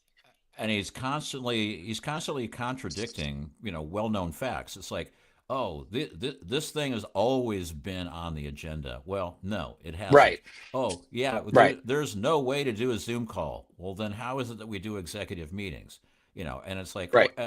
we need to build the party, but I'm not going to add any PCPs, and I don't want anybody showing up to these meetings. Yeah, I mean, the whole idea of being a leader the whole idea of being a leader is you want all your constituents to go, please organize us and please bring us all together so that we can all fight for the same cause, not, I just don't I don't want anybody that doesn't agree with me to be in on this. It's the Michael Brainerd party. You better bring some extra cupcakes. That was a good impersonation. That was pretty good. That was. It was pretty accurate. Well, it was, But it's sad that the you're in takeaway- this state. yeah, People are it's watching this, and if you're unintentional, frustrated but, and annoyed that we're talking about all this, and it seems like we're bashing on Republicans when we should be fighting the Democrats, we can't fight the Democrats if the structures and the organizations that are in place to fight the Democrats have been taken by wimpy ass fake Republicans who Right. aren't doing anything. well, The Michael technically, we are Brainard's fighting the version of the Coos Democrats. County. Yeah, exactly. We're fighting the Coos County version of the Democrats with R's next to their name. So yeah, Give Brainard and his Republican Party, I'm calling it his right now because it is, he's taken it. Give them all the benefit of the doubt of that their intention are in the right place. What are they doing? They've raised no money year to date. The only $200 we raised was Danessa selling bouquets at a dinners that she organized that she could have easily done on her own. And by the that's way, it. We've raised no Danessa. money. And they hate Danessa. Right. That's the funny part. So we've raised no money, and we've spent money on $1,000 speaker system so we can hear Michael at meetings. We've spent money on $1,000 tent so we can go to these not flea markets, but fairs and things like that, festivals. And okay, so we go to the festivals, but what does that actually do? We've been doing that for decades. Every political party does that. And is that going to change is that going to move the ball closer to the goal? Is that really going to change something dramatically? We need some new ideas, a new spark. We're getting our asses kicked in Coos County by the Democrats. Yeah, that thing that cost $1,000. That's what's going to win it for us. That's $1,000. We need 1,000 for DBS, and we need 1,000 for something that said Republicans on it. And yeah, I mean, and we talked about this before. You and I probably would have dug through the garage. We would have got a canopy, one of those old blue ones that are white ones that I think probably everyone has. And we would have stuck it up there. And that $1,000 would have been better spent on anything else to promote candidates or getting people to, and I'm willing to bet they don't have the NVBM petition there.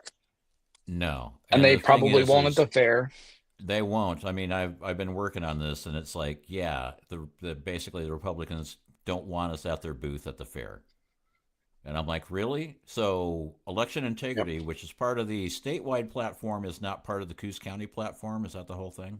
Is that what you're saying now? Yeah. I mean, because we can get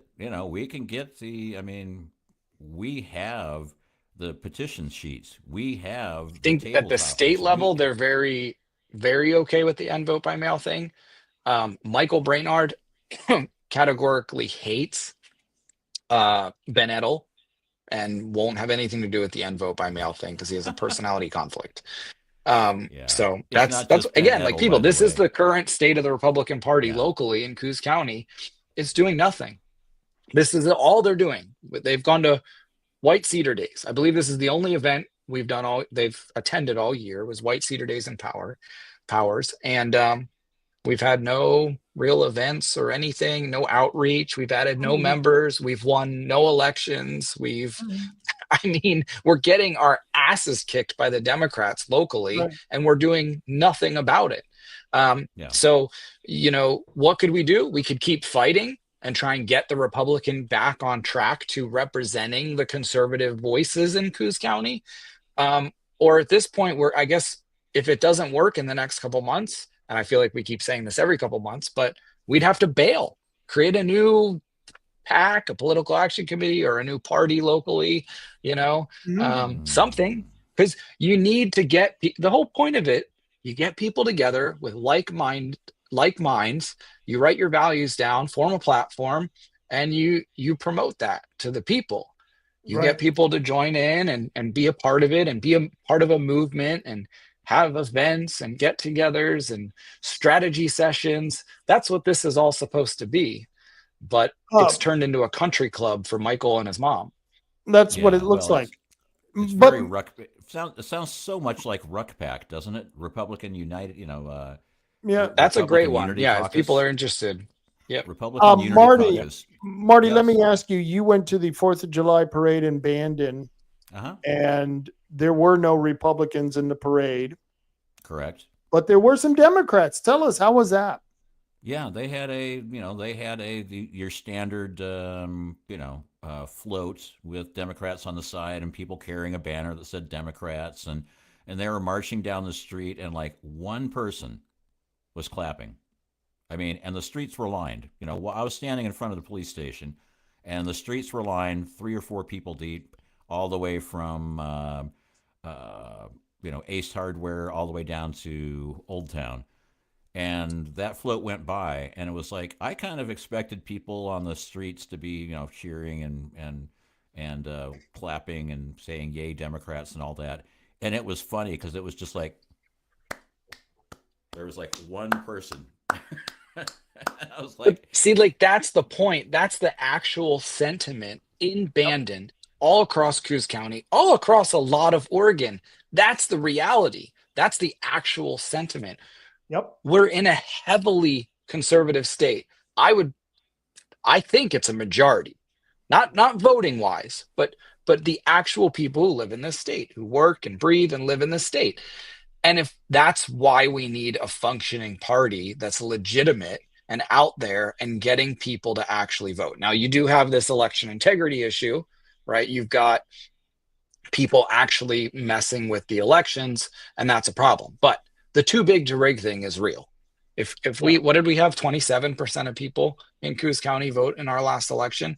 Yeah. I mean, if we had 50%, do you think they could rig it? No, I don't think so. No, especially if that whole extra quarter was all conservative. Let's do it. Maybe we don't get 50, but if we shoot for 50, we'll get something. Right now they're shooting for the same. I don't even think they're shooting. And here's a fact. The higher the percentage we go in this county, the more Republicans are voting, and the more they're going to vote for other Republicans. That's why we lost. The Republicans, well, first off, there was no Republican Party leading the charge, number one. Number two, then you have a senator who's supporting Democrats, which that really put a chill on people. Why even bother voting? Or they looked at the Republicans he did endorse and said, why vote for them if he's supporting Democrats? And we even saw that in posts on social media. Right. People were saying, why vote for the Republicans if this guy is endorsing them? So it was pretty confusing. It was very confusing for people. And I think that put a chill on the elections because, like you said, it would have been just a couple of percentage points and we could have won. We could have kept the North Bend school board with 2 or 3 percentage points. I don't even think it was that much in one election. So we just got to think outside the box and try something. Try every election. We will try something new until it works. Like, could you imagine that? Like, I have this idea that we would do in-person voting. Like, we can do it. The only they didn't outlaw in-person voting. They mandated everyone gets mailed a ballot. So like our next primary next May, we could hold in-person voting. I mean, it would be kind of a joke. Like you'd fill out your ballot yourself. You'd have to bring your ballot and fill it out, or you could meet us at the courthouse and you could make them give you a new ballot. So we could do that at the courthouse. But like, imagine in every town, Bandon, Powers, Myrtle Point, Coos Bay, North Bend, Lakeside, you'd have an actual spot where you could go and vote in person and give it to somebody, right? Because you can ballot harvest. So Right. Rob could be the abandoned person running the abandoned precinct, and they'll give Rob the ballot, and he'll take it to the courthouse. So like we could do it. Obviously, like it's a little bit of a show, but I think it would encourage people to vote. It would be like a party, like a big election day party all around Coos County. I like But we that. need people to do it, Yeah. and but I think it could work. And if it doesn't work, well, at least we got to hang out for a That's day. a damn good idea. Every Um, town have a spot that there's conservatives or Republicans who are going to be meeting on election day to vote right there yeah. in person, Yep. and we can make sure that that person was dedicated and was going to be there from 8 in the morning till 5 in the morning, maybe noon to 8, whatever. And To that answer person was in. questions about candidates, all Right. sorts of stuff. That's I a don't know good what the idea. legalities of it is, but maybe we could have food. Maybe we could, I mean, you don't want to cross the line into like Yeah. coercing people or like, I don't know Yeah, how, right? Because they normally make you have like signs very far from the polling place. But if we're not an official polling place, maybe we can do whatever the heck we want. Jeff P says And free guess- hot dogs. there you go. Free hot dog and a Slurpee. No. But next Yeah, I May, like Phil Dahler's guess what idea is of, on the like, ballot? The clerk is on the ballot. So Right. if this works, we could win the clerk position back to somebody who respects election integrity and wants in-person voting. And there is nothing stopping a county clerk from holding in-person voting. Again, the mandate is that they have to mail out ballots, but it did not prohibit in-person voting. So Right. they could have in-person voting at precincts all across the county, and we could actually bring back in-person voting with the right clerk. So yeah, there also I just- there also is a directive that says all votes must be counted by a tally machine. Well, they were trying to word it such that that meant they had to use the machines to do the counts, and I'm like going, well, you can do that after the fact, but a tally device doesn't necessarily have to be a machine. It could be, we could do hand counting. We could do right, you are a tally device. I am a tally As a device. person. My I tally identify as device. I identify Hey, as there a you go. tally device. Yeah. But, You need a T-shirt that says that. yeah. But if we got the clerk back, if we got the clerk position back, I mean, and then we could get the election board back. I mean, Yeah. get the election board back, get the clerk back, take the elections off the clerk's shoulders, and have it all run by a group of citizens, so that basically say, this is what we're going to do. We're going to go back to one day in person, ID mandatory, and it's like, sure, we'll mail you your ballot, but we want you to return it here. So this is How cool would it be what's to have like important. prizes and stuff to give away on if it's legal, but like like encourage that's people the to actually problem. come to the event.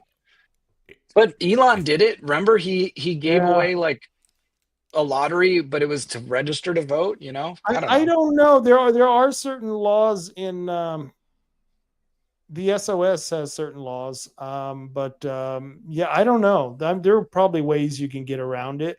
But the reason this is all important, and the reason we're talking about Michael leading back to David Brock Smith and having a captured party that's dysfunctional, is that September is coming here, just around the corner. What is that? 3 months away, 4 months away? September is coming. You've got a clerk and 2 commissioner positions, 2 of And the a most sheriff. important positions, and a sheriff. And we better be damn prepared, or they're going to be all Democrats. And if we got a party that's being run by people like, Michael Brainerd, we're in some serious world of hurt coming up. We're in some because the guy is an idiot. Okay. Once again, I don't know what he was managing for David Brock Smith. I couldn't see him managing his way out of a wet paper bag, but this guy right here, you know what I mean? He's, we got to get rid of him. We got to get rid of him. We got to put someone else in charge who understands the complexities of running multiple elections for all these different candidates that we're going to have. And any of you out there who are seriously concerned about the direction of our county, now's the time to step up. We got some very important positions coming up. Like literally I right mean- now, these next couple months. right now. Yeah, and here's the question I've always had is why do we have to depend on this lame duck or Coos County Republican Central Committee? Can't we just all get together as a separate group and say this is how we're going to steamroller the candidates that we want that follow the patriot idea, that follow the statewide leadership Republican platform, and it's like, yeah, we're done with the Coos County Republican Party. Let's go ahead and just do our own damn party and make it a party. Have a Yeah. barbecue, have some beers, get everybody together and just say, how are we going to make this work? Because, Yeah. it should be a pretty easy thing to do. And if we had a well organized party, then it should be pretty easy to do because they have all the names and I have all the names. So it's like we need to get something set up. And I basically just say, well, if we can't fix the Coos County Republican Central Committee, then screw them. Let's do it ourselves. Let's just find a bunch of Well, we're on that teetering point. We're close. Yeah, I think it fun- still can be fixed. I think in the next couple months we're going to see some big things happen. I'm hoping. Well, I'm more I'm than hoping hoping. I'm as working well. on it. Yeah, I just got a feeling, and we're all working behind the scenes on a lot of stuff with RuckPack and NVBN is part of this stuff. And by the way, if the Republicans aren't going to have that petition, I'm probably going to take 2 days and stand at the front of the gate at the fair to get signatures. They'll normally let you do that, and the whole time I'm going to let them know that this could be at the Republican booth, but they're too chintzy to be supporting and vote by mail because I guess they're really not for voter integrity because they're getting Tuttle tokens, and so damn shame. I haven't even seen a sign-up sheet or anything go around for the fair from the Republicans. I know they have a spot, but maybe I'm being isolated. Do they have a booth, and is anybody going to be at it? Because I know we have that. I know they have that $1,000 tent, which you probably could have gone to Fred Meyer and gotten for like $200. But it's like, okay, so if there's going to be a tent, who's going to be there? And if they're not signing up people to be at the booth at the fair, I mean, what's the point? Boy, that Gary Landry, he's really upset with the sheriff. He's talking about the sheriff. Yeah. Yeah. He says this current guy is crying for money, yet gives out OT like it's nothing. Would love to know what his OT budget is. I have no idea. Yep. It's pretty strange. I think the overtime is because people are leaving the sheriff's office. And I guess it depends on who you ask why they're leaving. But yeah. I don't know.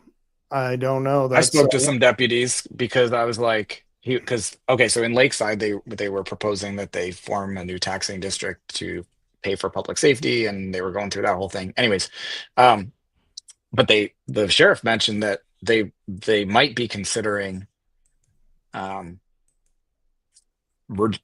rid of patrol almost entirely, right, to be able to keep the jail open, even at 50 beds. And people were like, whoa. So I talked to one of the deputies after, and I was like, would you guys do that? Would you guys move over to the jail? And he goes, no. And I'm like, but why? If that's what the people need, support the police. They're amazing. They sacrifice themselves for us. They're amazing people. They sacrifice everything for us. But you won't work in the jail. If that's what we need, if that's the need at the time, aren't you such a good person that you'll sacrifice yourself to do it? But they won't. And then when people, and then I applied to work at the jail, and I didn't get through the first gate in the hiring process. I guess that's because I'm mental or something. I don't know. That's crazy. So you don't want people to work for you, but there's no way I could pass the psych profile to be able to do that kind of job. So yeah. Because you don't think like them, right? People think if you didn't pass it, I didn't even make it that far, but if you don't pass it, that it's because like you're a Looney Tune. And it's like, no, it's a psychological evaluation. I'm sure they also weed people like that out, but the main point of it is, do you fit into their team Right. dynamic? Are you a Right. team player?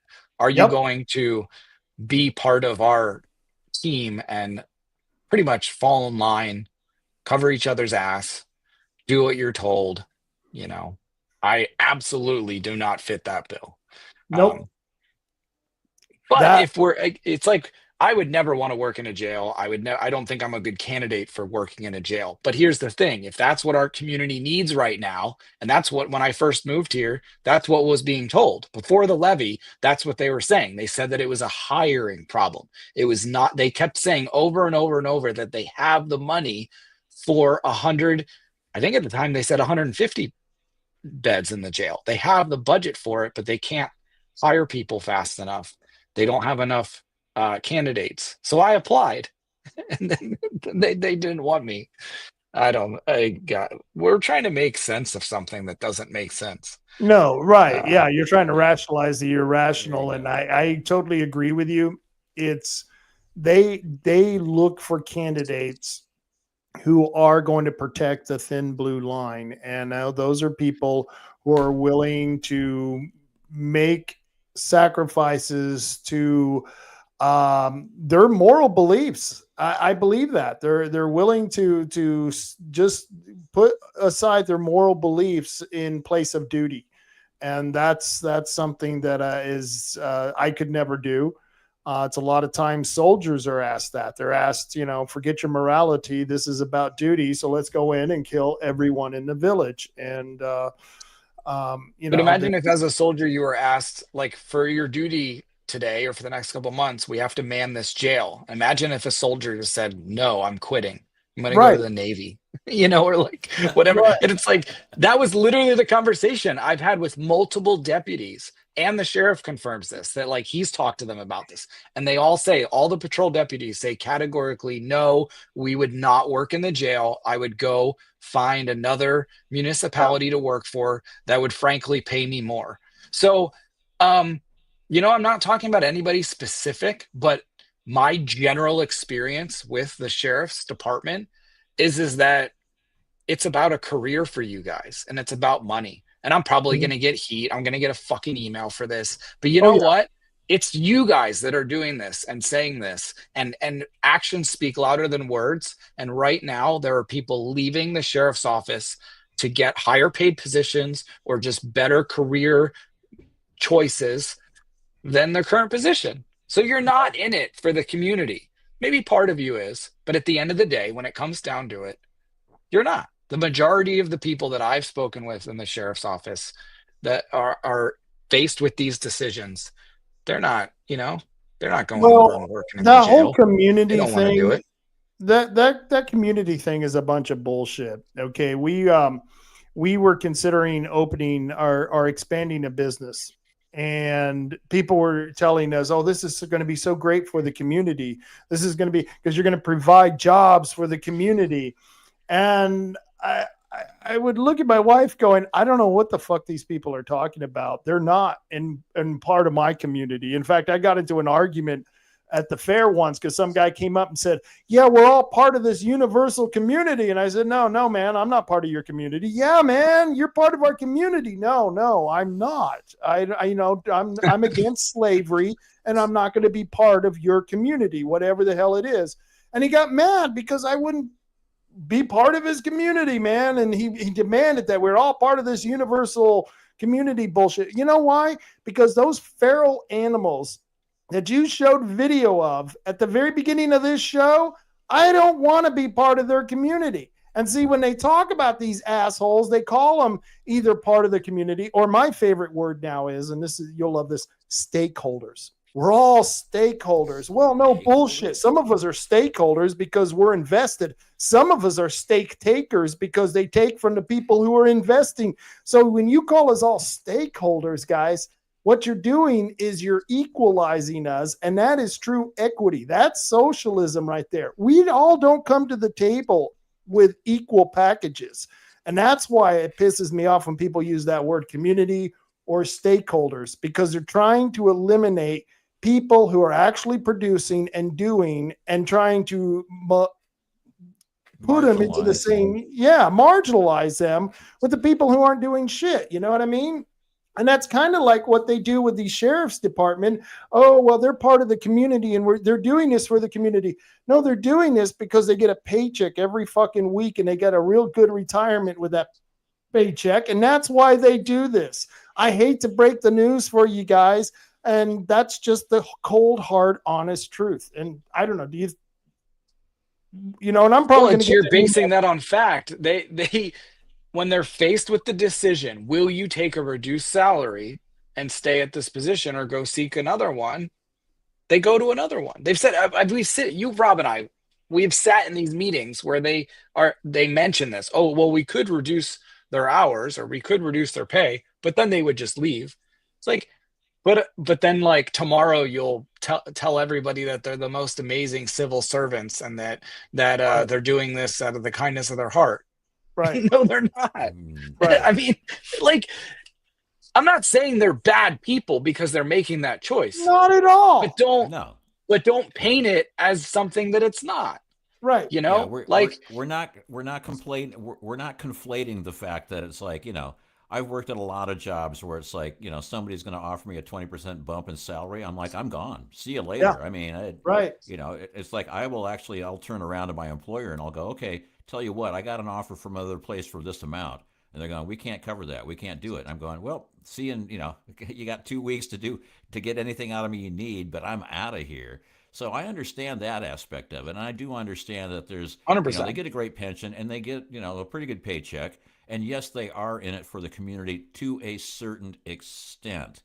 Because if the community can't pay what some other community can pay, then they're going to go join that community. Right. So, I mean, it's like, yeah, they're in it for our community and they want to protect where they live. And, and they certainly want, they have the means and the wherewithal to get rid of the bad people in our community. But at the same time, it's like, it's, if I'm going to get a big pay bump by going someplace else or, oh my goodness, a position to open up at the Malibu Sheriff's Department, I'm going to get like 20% more and deal with like 100% less complete idiots because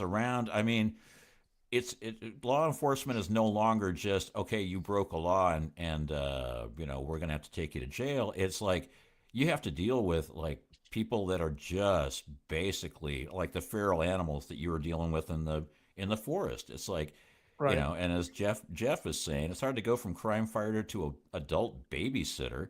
It's like, back when it was just like, Andy Taylor and, everybody was a good person in the community and you only needed the police to take care of, scuffles or real bad criminals like burglars or, rapists or things like that. But now it's like they've lowered the standards with free drugs and free, and marijuana for everybody. And, and it's like, oh, you got to let these homeless be homeless. And it's like, well, what do you expect when you lower the bar so much that all they're doing now is, they don't have time to go after the bad criminals because they've got, 100-fold idiots that they have.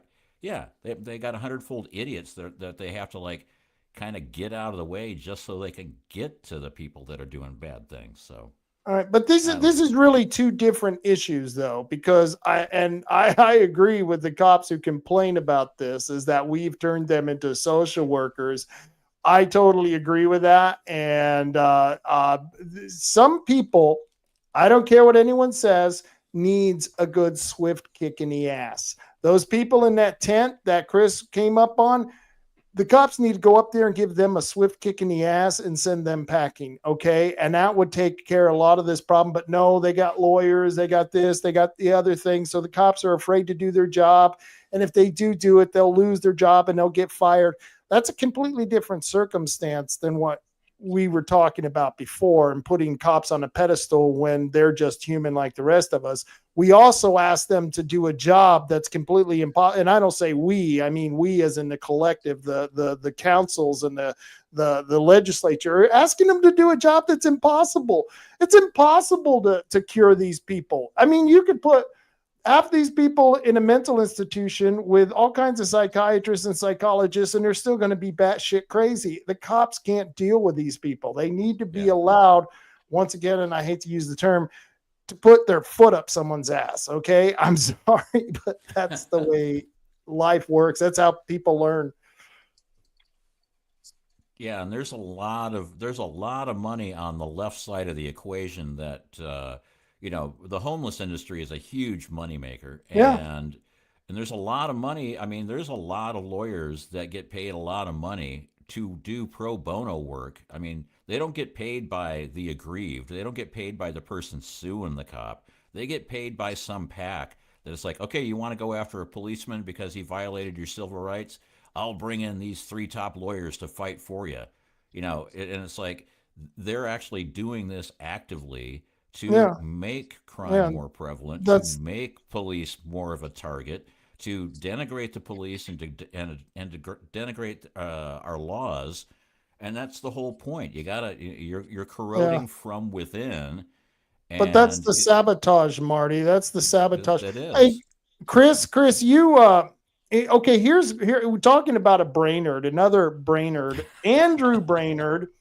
How much money did he make from the county on that county homeless thing? I mean, and I still don't know one single thing he did. I'm not even sure what the position was for.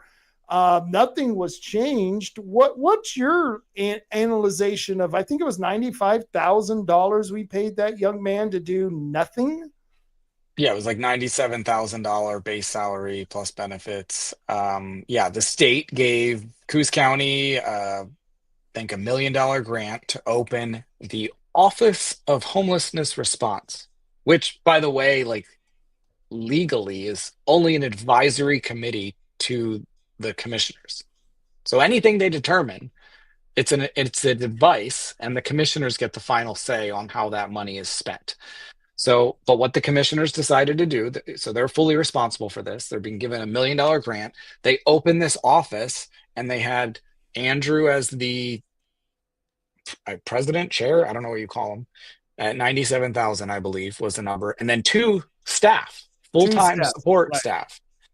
And they pretty much blew the whole budget in 2 years or a year and a half or something. Which I don't even know how that happens, because when you add that up, it doesn't add up to $1 million. But essentially, Andrew resigned. I'm not really sure why. And then, so the spot was available, and I immediately asked, when is can I apply? Because I was like, I'll do it. That sounds like an amazing gig. And I'll actually use the office to solve the homelessness problem and to respond to the homelessness. And I was told, we're figuring it out. There'll be an election, or there'll be an announcement soon. Well, then a couple months later, I'm sitting at one of the meetings, because I would go every month, and I'm sitting there, and they all of a sudden start voting on one of the support staff people, that they're nominating him to be the chosen one, to be the new leader or chair or CEO, whatever you call it. And I'm sitting there in this meeting going, are you serious? You've been telling me in email to just wait. There'll be an announcement. And I guess this is the announcement, that it's already in the bag. You guys are already deciding for a public position that there's no process. And anyway, it would just be a recommendation to the commissioner. So I figured there was still, but the thing was they knew you would try to actually do something, right? And they don't want something done, because then they wouldn't get the money. They have to have the problem to get the money, and God knows we don't want to solve that problem then. Well, then like a week later, the 2 support staff people resigned. I guess they voted that he would be the new person, and I guess he didn't accept it. Perry and I actually had a conversation with the guy who was nominated out in the parking lot for like an hour, Oh and wow. I let him have it. It's not his fault, but I vented to him about that process, just what I told you guys about how rigged that was and how much bullshit that was. And we kind of quizzed him for an hour about his true feelings on how do you solve this? What do you do? And I'm hoping that that actual conversation swayed him away from taking the position. I'm hoping that had some influence, that it kind of hit him in the face, like, wow, I actually have no business trying to solve this because I don't have the right mindset to solve it, and I'm not actually going to solve it.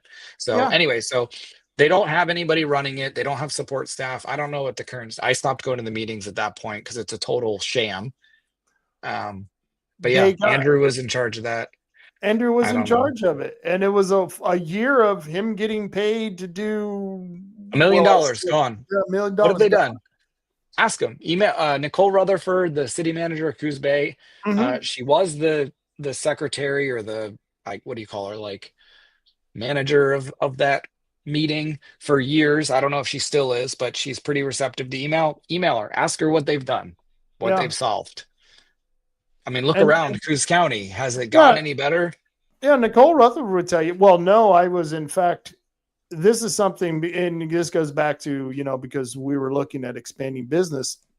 We were looking at downtown. I haven't been downtown Bandit. I don't know if you've been to downtown Bandit or downtown Coos Bay. Have you noticed all the closed businesses that's down there? I mean, you look at, okay, where Northwest Fitness was, where Henry Delaney was. Okay, right next to Where he Henry was Delaney. molesting high school students? Yeah, right where he was being paid to molest high school students with our tax dollars. Allegedly. Allegedly. There, the glass store was also out of business. Both of those stores received a total of, I believe, $50,000, $25,000 each in grant money for urban renewal. And now both of those businesses are out of business. $50,000 of our money gone to waste, because I can guarantee the next businesses that move into those buildings are going to want a whole new facade. And I'm sure they're probably going to go to the Urban Renewal Agency and get another 25 grand of matching fund for. And I don't blame them. I don't blame the businesses. I blame Urban Renewal and the politicians who use it. And but it just ticks me off, because this is what it's like in Bandon. A lot of these stores have spent a lot of money redoing the facade, and within a year, 2, 3 years, they're out of business. What the hell are we wasting his money for? And we were just talking about them. Oh, we're going to stop patrols. But don't worry, we'll get that urban renewal money to you. Yep. And the urban renewal money comes out in part from the sheriff's budget, comes out of the county general fund. I mean, they take the money out in little bits and pieces and throw it away. The state fund for the homelessness response office comes from state income tax and other taxes. I mean, it's crazy. They just piss it away and solve nothing. Hire people like Andrew Brainerd. And it's wow.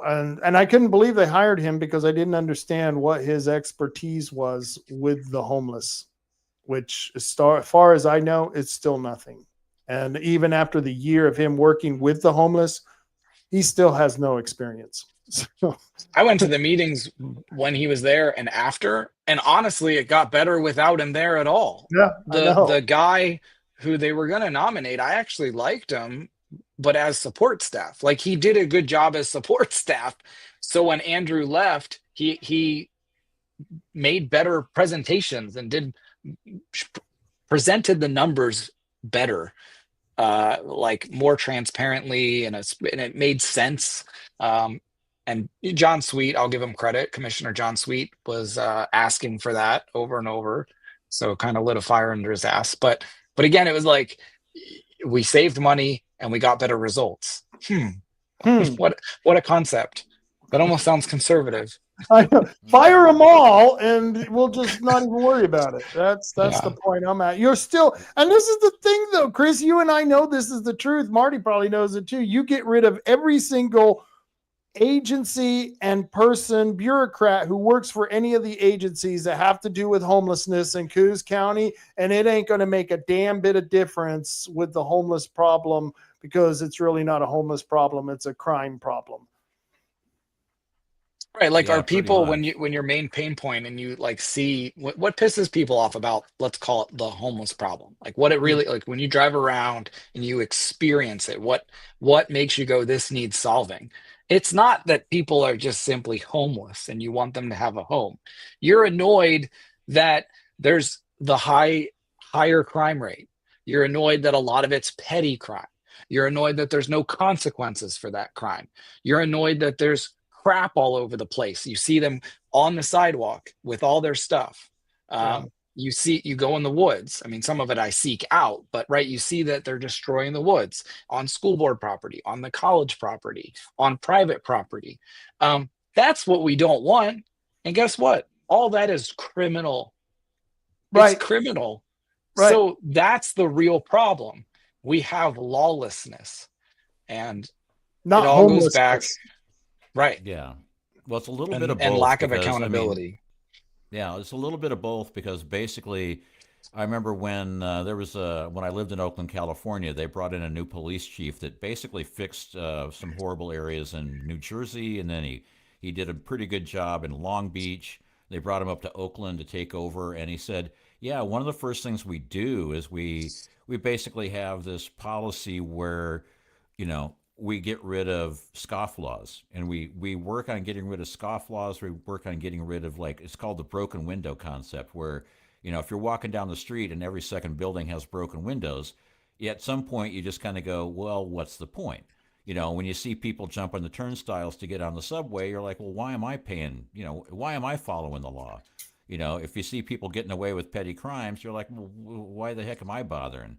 And then, so you're saying the same thing. It's like when you see all the people on the street that are doing petty crimes so they can exist, and they have their crap all over the place, and you see it, and it's just a visual blight, and it's a mental blight, and it's designed to make you feel bad about not only them but yourself, because, wow, I wish I could help these people, but there doesn't seem to be any way to help these people. And at some point, you just, it's a psychological operation meant to make you more depressed. And, the thing is there are things that can be done that are small but incremental fixes. But some of it has to be, we have to, like, take back the fact that we want to live in a lawful society where it's like, we need to take care of the petty crime. Well, we need to take care of fire the dirt and debris stuff, and Right. get rid of 80% of the get rid of 80% of the bureaucrats that are feeding off this like Right. leeches. And actually, it will probably make the situation better, because the millions of dollars you're paying these useless bureaucrats who essentially keep this process going because otherwise they'd lose their jobs, you could use that money to actually, help the situation. Yeah, you take all those urban renewal bureaucrats, you take all those DEI bureaucrats, and you take all those so-called homeless bureaucrats like Andrew Brainerd, and you get rid of them, you're going to have plenty of money for law enforcement. And all three of us can see that makes total common sense. And yet we know, because of the homeless industrial complex and the fact people are feeding off this system, it's never going to happen.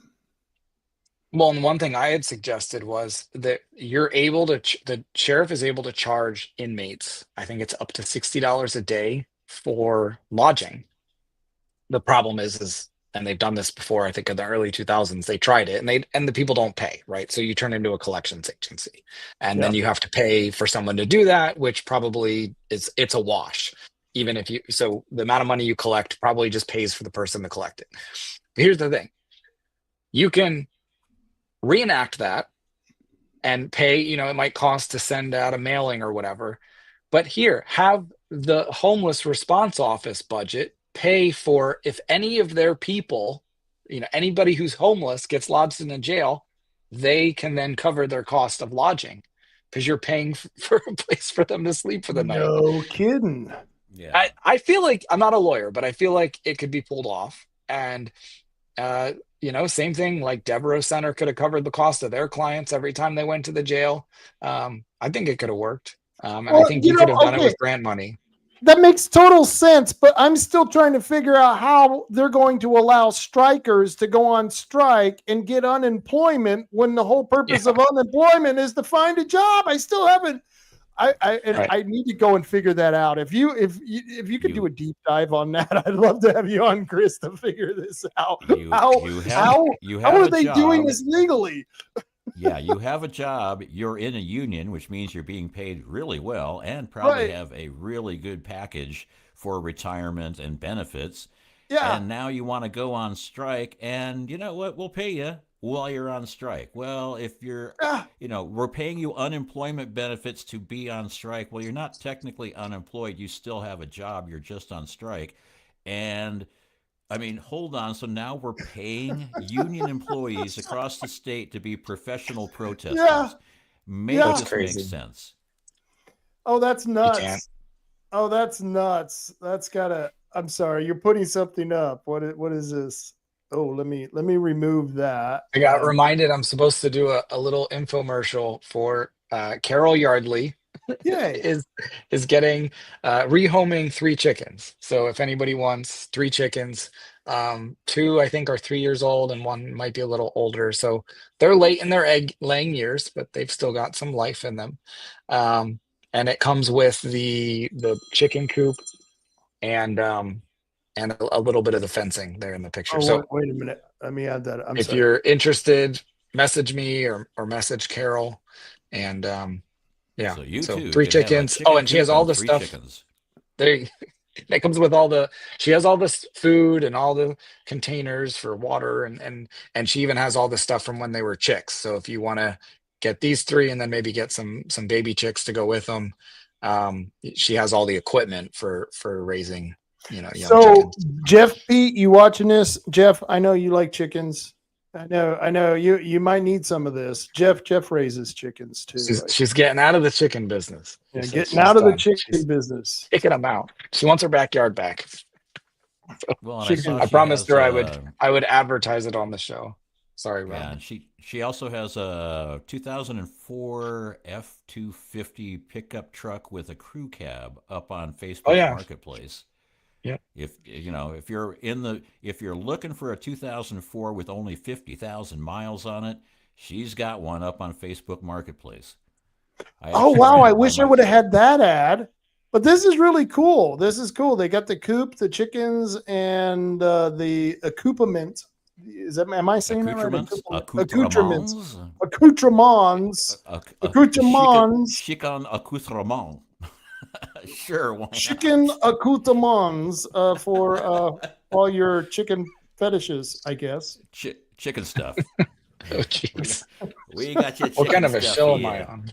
We really went down a bad place here. So thank you, Carol, and God bless you, Carol. How many homeless can you store in that chicken coop? That's what I want. How many homeless problem by putting them in a chicken coop?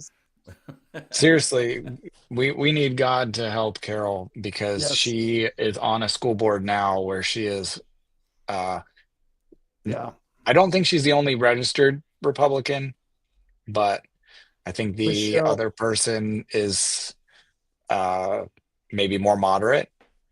Right. My experience with her, she's conservative, but I don't think she, I think she tries to get along is the problem. Yeah. She's she was great for the URA stuff. Oh God, she was good. And the letter that she wrote, and we're talking about Michelle Roberts. I know her husband, Scott Roberts. He ran against DeFazio many years ago, and he would have been a great representative. She's a good conservative. I'm just worried. And even if it's 2 of them, that's 2 against 5. Yeah, on a school board. So it's about to get bad. So we need people to support Carol. Carol, if you're watching, I would like to adopt the chicken, says Steve and I. All right, it worked. Steve has a chicken fetish, I've heard. Yes. Jeez. Is he any related? I'm just joking, Steve. I'm just joking. He's just yoking around. I'm just yoking around. Don't- That's hilarious. God, we're bad. We're bad. That's really Yeah. bad. So sponsors 3H Tree Service. And I don't know if you saw that video last week I played. They took this tree down between this shed and this house. And I mean, it looked like there were maybe 30 feet between the damn two. And they were able to take this tree right down the center of it. It was so cool. I don't know if you got to see that. Is it on their I did. Facebook? You know, in fact, I was looking for it. I think I actually have it here. Oh, hold on, man. Check it out.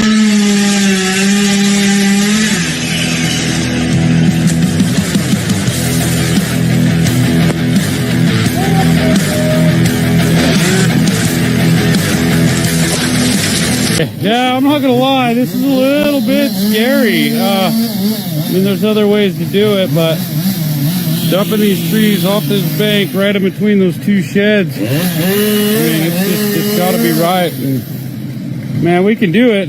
I just, it's scary every time, you know. Not a lot of room to miss, so. And that was the video that Matt did last week. And it was really cool. He came on the show to talk about that because they landed it. And they got the truck just in the perfect spot where they landed that sucker. So if they had enough guys, they could just pick it up and shove it right into the shredder there. Well, you got to worry about the branches. People think like, oh, the trunk, like it was far from the building. Okay, but you'd be surprised the damage those branches can do. Yeah. Especially with force that they come down with. I think it looked like a heat pump or an air conditioning unit right next to it. I mean, if it had hit that, the thing would have been destroyed, even just the tips of the branches. So that's pretty cool. Yeah, that's pretty cool. I'm pretty impressed. And if you need a tree service, 541-294-1800, and you can find more videos like that on 3H Tree Services Facebook page. They did play Where's 3H Tree Service. I hear they got a winner. It was over at the boat is where you could pick that up. And we've had a lot of winners over the years. Jody was a winner and Nancy, really good person. One of my other sponsors is Tom and Gigs. Go check out Tim and Shanna over at Tom and Gigs, and they can take care of all your automotive needs, your shocks, your struts. They can get those cars aligned. Yeah. Do you own one of those RCs? Don't you own one of those RCs, Chris? No, I'm into like drones and helicopters. They got some really cool drones. They do. Ones in there. They have a lot of cool stuff. I used to do the cars when I was younger, but got on the planes. 3-dimensional flights. It's cool. My granddaughter's going to be into these cars. I can just got a feeling she's going to really be into these cars. We're going to buy her a couple for Christmas. Tannerite. The police copter. Bring it into a bum camp. Oh yeah, we were talking about that. Yeah, and it's really little, so they'd be all, "Oh, it's really far away. Look how far away it is." I'm freaking out, man. I'm freaking out, man. We got time to run. It's not that close. It's coming for us though. We better run now. Oh, I'm going the wrong way here. What did I do? Oh, there we go. Tannerite. Back to the Tannerite. So you get the police helicopter. You get the Tannerite. And I think we could do some fun things. I don't know. I don't know. And remember, you do have to be 18 years or older to purchase Tannerite. And they will ask you for your ID. Herbal choices for all your cannabis needs. If you're a cannabis user, they just had their July 4th sale, but that's okay. That's over with because Wednesday is Wild Wednesday. So all their wild products are on sale and their wild chewables. I highly recommend them. Very good, very good stuff. The herbalchoices.com website, good place to go. And you must be 21 years or older to get into the store. And they do check IDs. And let's see, they have 5 stores, one in Charleston, one in Coos Bay, one in Bandon, one in Reedsport, and one in North Bend. And Oregon Firearms Federation. I feel so sorry for Kevin Starrett. He gets so beat up by these damn Republicans. You know what I mean? They just talk so much shit about him, and he's the only one defending our Second Amendment rights after these people pass bad bills. Yeah, and another fine moment for David Brock Smith, where as a senator he could have walked out and denied quorum, and it wouldn't have been, wouldn't have put him in any danger whatsoever in his position, and he didn't. Let's see. Senate Bill 243 passed, and it's terrible, outrageous, hateful bill designed to do nothing but hurt the people who may be foolishly play by the rules, and it could have been stopped. Yep, and that was the message from Kevin Starrett. It could have been stopped. Here's the funny thing is the Republicans are taking credit for stopping that tax bill. And of course, because they're taking credit, the governor doesn't want to let them, be able to take the credit without her giving them credit, saying that her bill was defeated by the Republicans. But the fact is that not one single Republican was needed to vote on the tax bill to get it to pass. And yet they're saying they're the ones responsible for stopping it. Sounds like they made a deal. Yeah, but yet they weren't able to stop the gun bill. So someone explain to me, riddle me Because this, they made a riddle deal. me that. It sounds like someone They made made a a deal. deal. They made a Yep. deal. They waited till too late, so they ran out the procedural clock. They had the whole session to do it and the supermajority, but they accidentally waited to the end and lost on a procedural error. You think the Democrat Party did that by accident or on purpose? I think they did it on purpose. I They think a totally deal was did it made. on purpose. And they Of could have course. came back the next day. That's what I was worried about. In fact, it was like 6:00 and we were still checking to see if they had called the night. We didn't know whether the tax bill had passed or not by the time I was even on the air. And they could have came in the next day, but they called the session Friday night. So yeah, it was a fuck There are deal. 2 houses in the state legislature. Yeah, there's the Senate and the House. Yeah. So the thing where if you walk out and that means you can't run again, I guess, in the next election. Is that for your You have to be position out- in you have to if be you're out a for- senator, can you run for the House? Yeah, have to you be can out run for for 10 another days. position. Yeah. You can run for another position, but you have to have 10 days of unexcused absences, and they were only 3 days from the Left in the final session. day of the session, so they wouldn't even have suffered the Any consequences? No, Correct. none at all. Oh, so they made a deal. They made a deal. That's crap. Yeah, but that's what they want.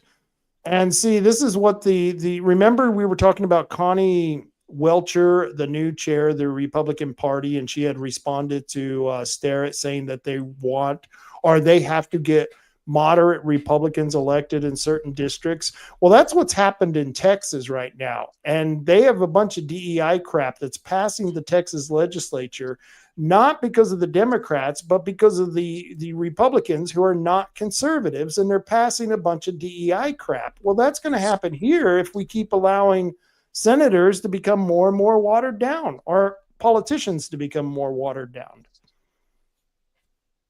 No, we got to get leaders that represent the real public out here, and that will energize people to actually participate in politics. I think right now we're so disinterested in anything to do with politics. Yeah. Band and Gun Club. If you're in the area, please check out Band and Gun Club or Taiga Sports Park. Deciding your rifle, just any target shooting, good place.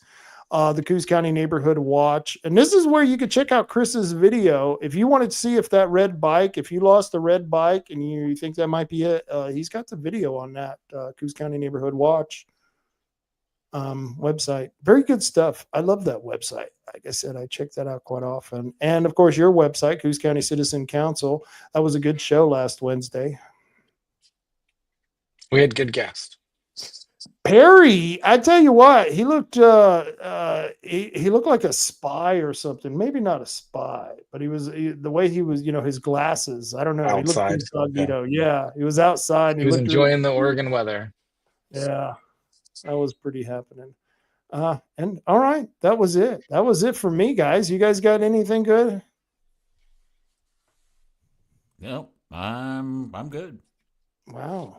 Wow. Send me the info on that Tuttle guy. I will definitely look into that one.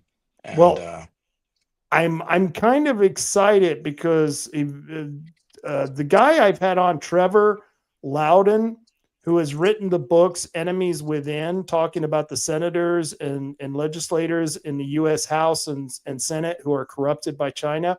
Well, he's done that for each state. And the next state is Oregon. So I'm waiting to see if David Brock Smith is mentioned in Trevor's book. It's going to be very interesting.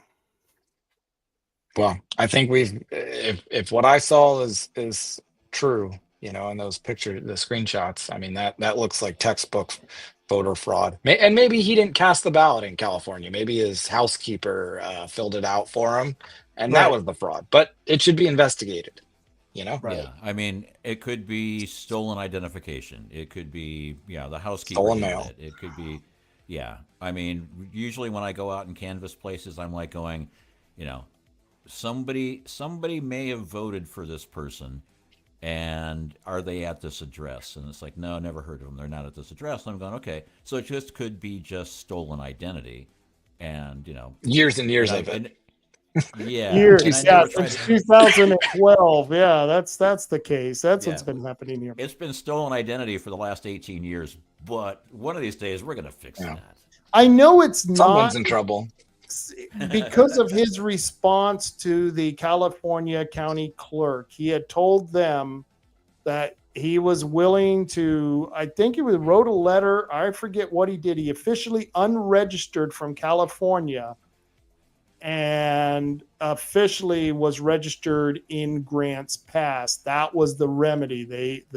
And I need to go back and check that out to make sure he's not registered now in California and he's registered in Grants Pass. But then it begs the question, why is he giving donations saying he's from out of state? Well, and why is Well, David Brock Smith telling me he lives in Gold Beach and he's lived there since 2008 permanently? well, he does have a house in Gold Beach. I can tell you that. Yeah, much. we've been there. They probably got us on camera. No, I know On that. camera, yeah. But I specifically asked David, does he live there? Is he a permanent resident at that location? And he said yes. That bothers me a lot. Me too. It's just not true, apparently. Yeah. Well, we'll find out more. I'm waiting for a response. And you notice, okay, this is the weird thing. I sent him a link to that article I did because I know I wanted him to see that article. And so he knows it. It's out there. And yet there hasn't been a response yet. That's unusual because, I mean, usually the next day he's responding to me. And that's not out there in the public. That's interesting. Don't know. Well, guys, I want to thank you for coming on. Yeah, thanks for having us. All right. You guys take care, and I'll talk to you next time. All right, ladies and gentlemen, I want to thank you all for tuning in. Tune in next week. Well, actually, tune in Friday at 8 o'clock. Friday, we're going to have the Friday night rant, and it should be a good one because there's a lot to rant about, folks, a lot to rant about. And I want to thank all of you for joining us. Please tune in again. Check out my website at robtaylorreport.com. We put a lot of work into that. I got a new website, and we're building up that blog. I want to document what's going on locally for posterity. I want people to know what we're fighting against here in Oregon because, like I said, we are the resistance, folks. We are the resistance against the Marxist revolution that's taking place on the West Coast. And yes, Trump may have won the presidency, but we're still here fighting it in left coast Oregon. So you hang in there. There's going to be a lot more happening. Tune in Friday at 8 o'clock. Same bat channel, same bat time. Joe Sixpack says, is everyone on Thorazine today? Yeah, feels like it. Yeah. Have you ever had Thorazine? Oh, my God. There's an experience. They give it to mental patients, but it's really good for a wild ride. And Samantha Frost says, the lovely Samantha Frost says, Thank you so much, Rob. And thank you, Samantha, for tuning in. And until next week, folks, you know what I always say. Carry on, Coos County. Carry on.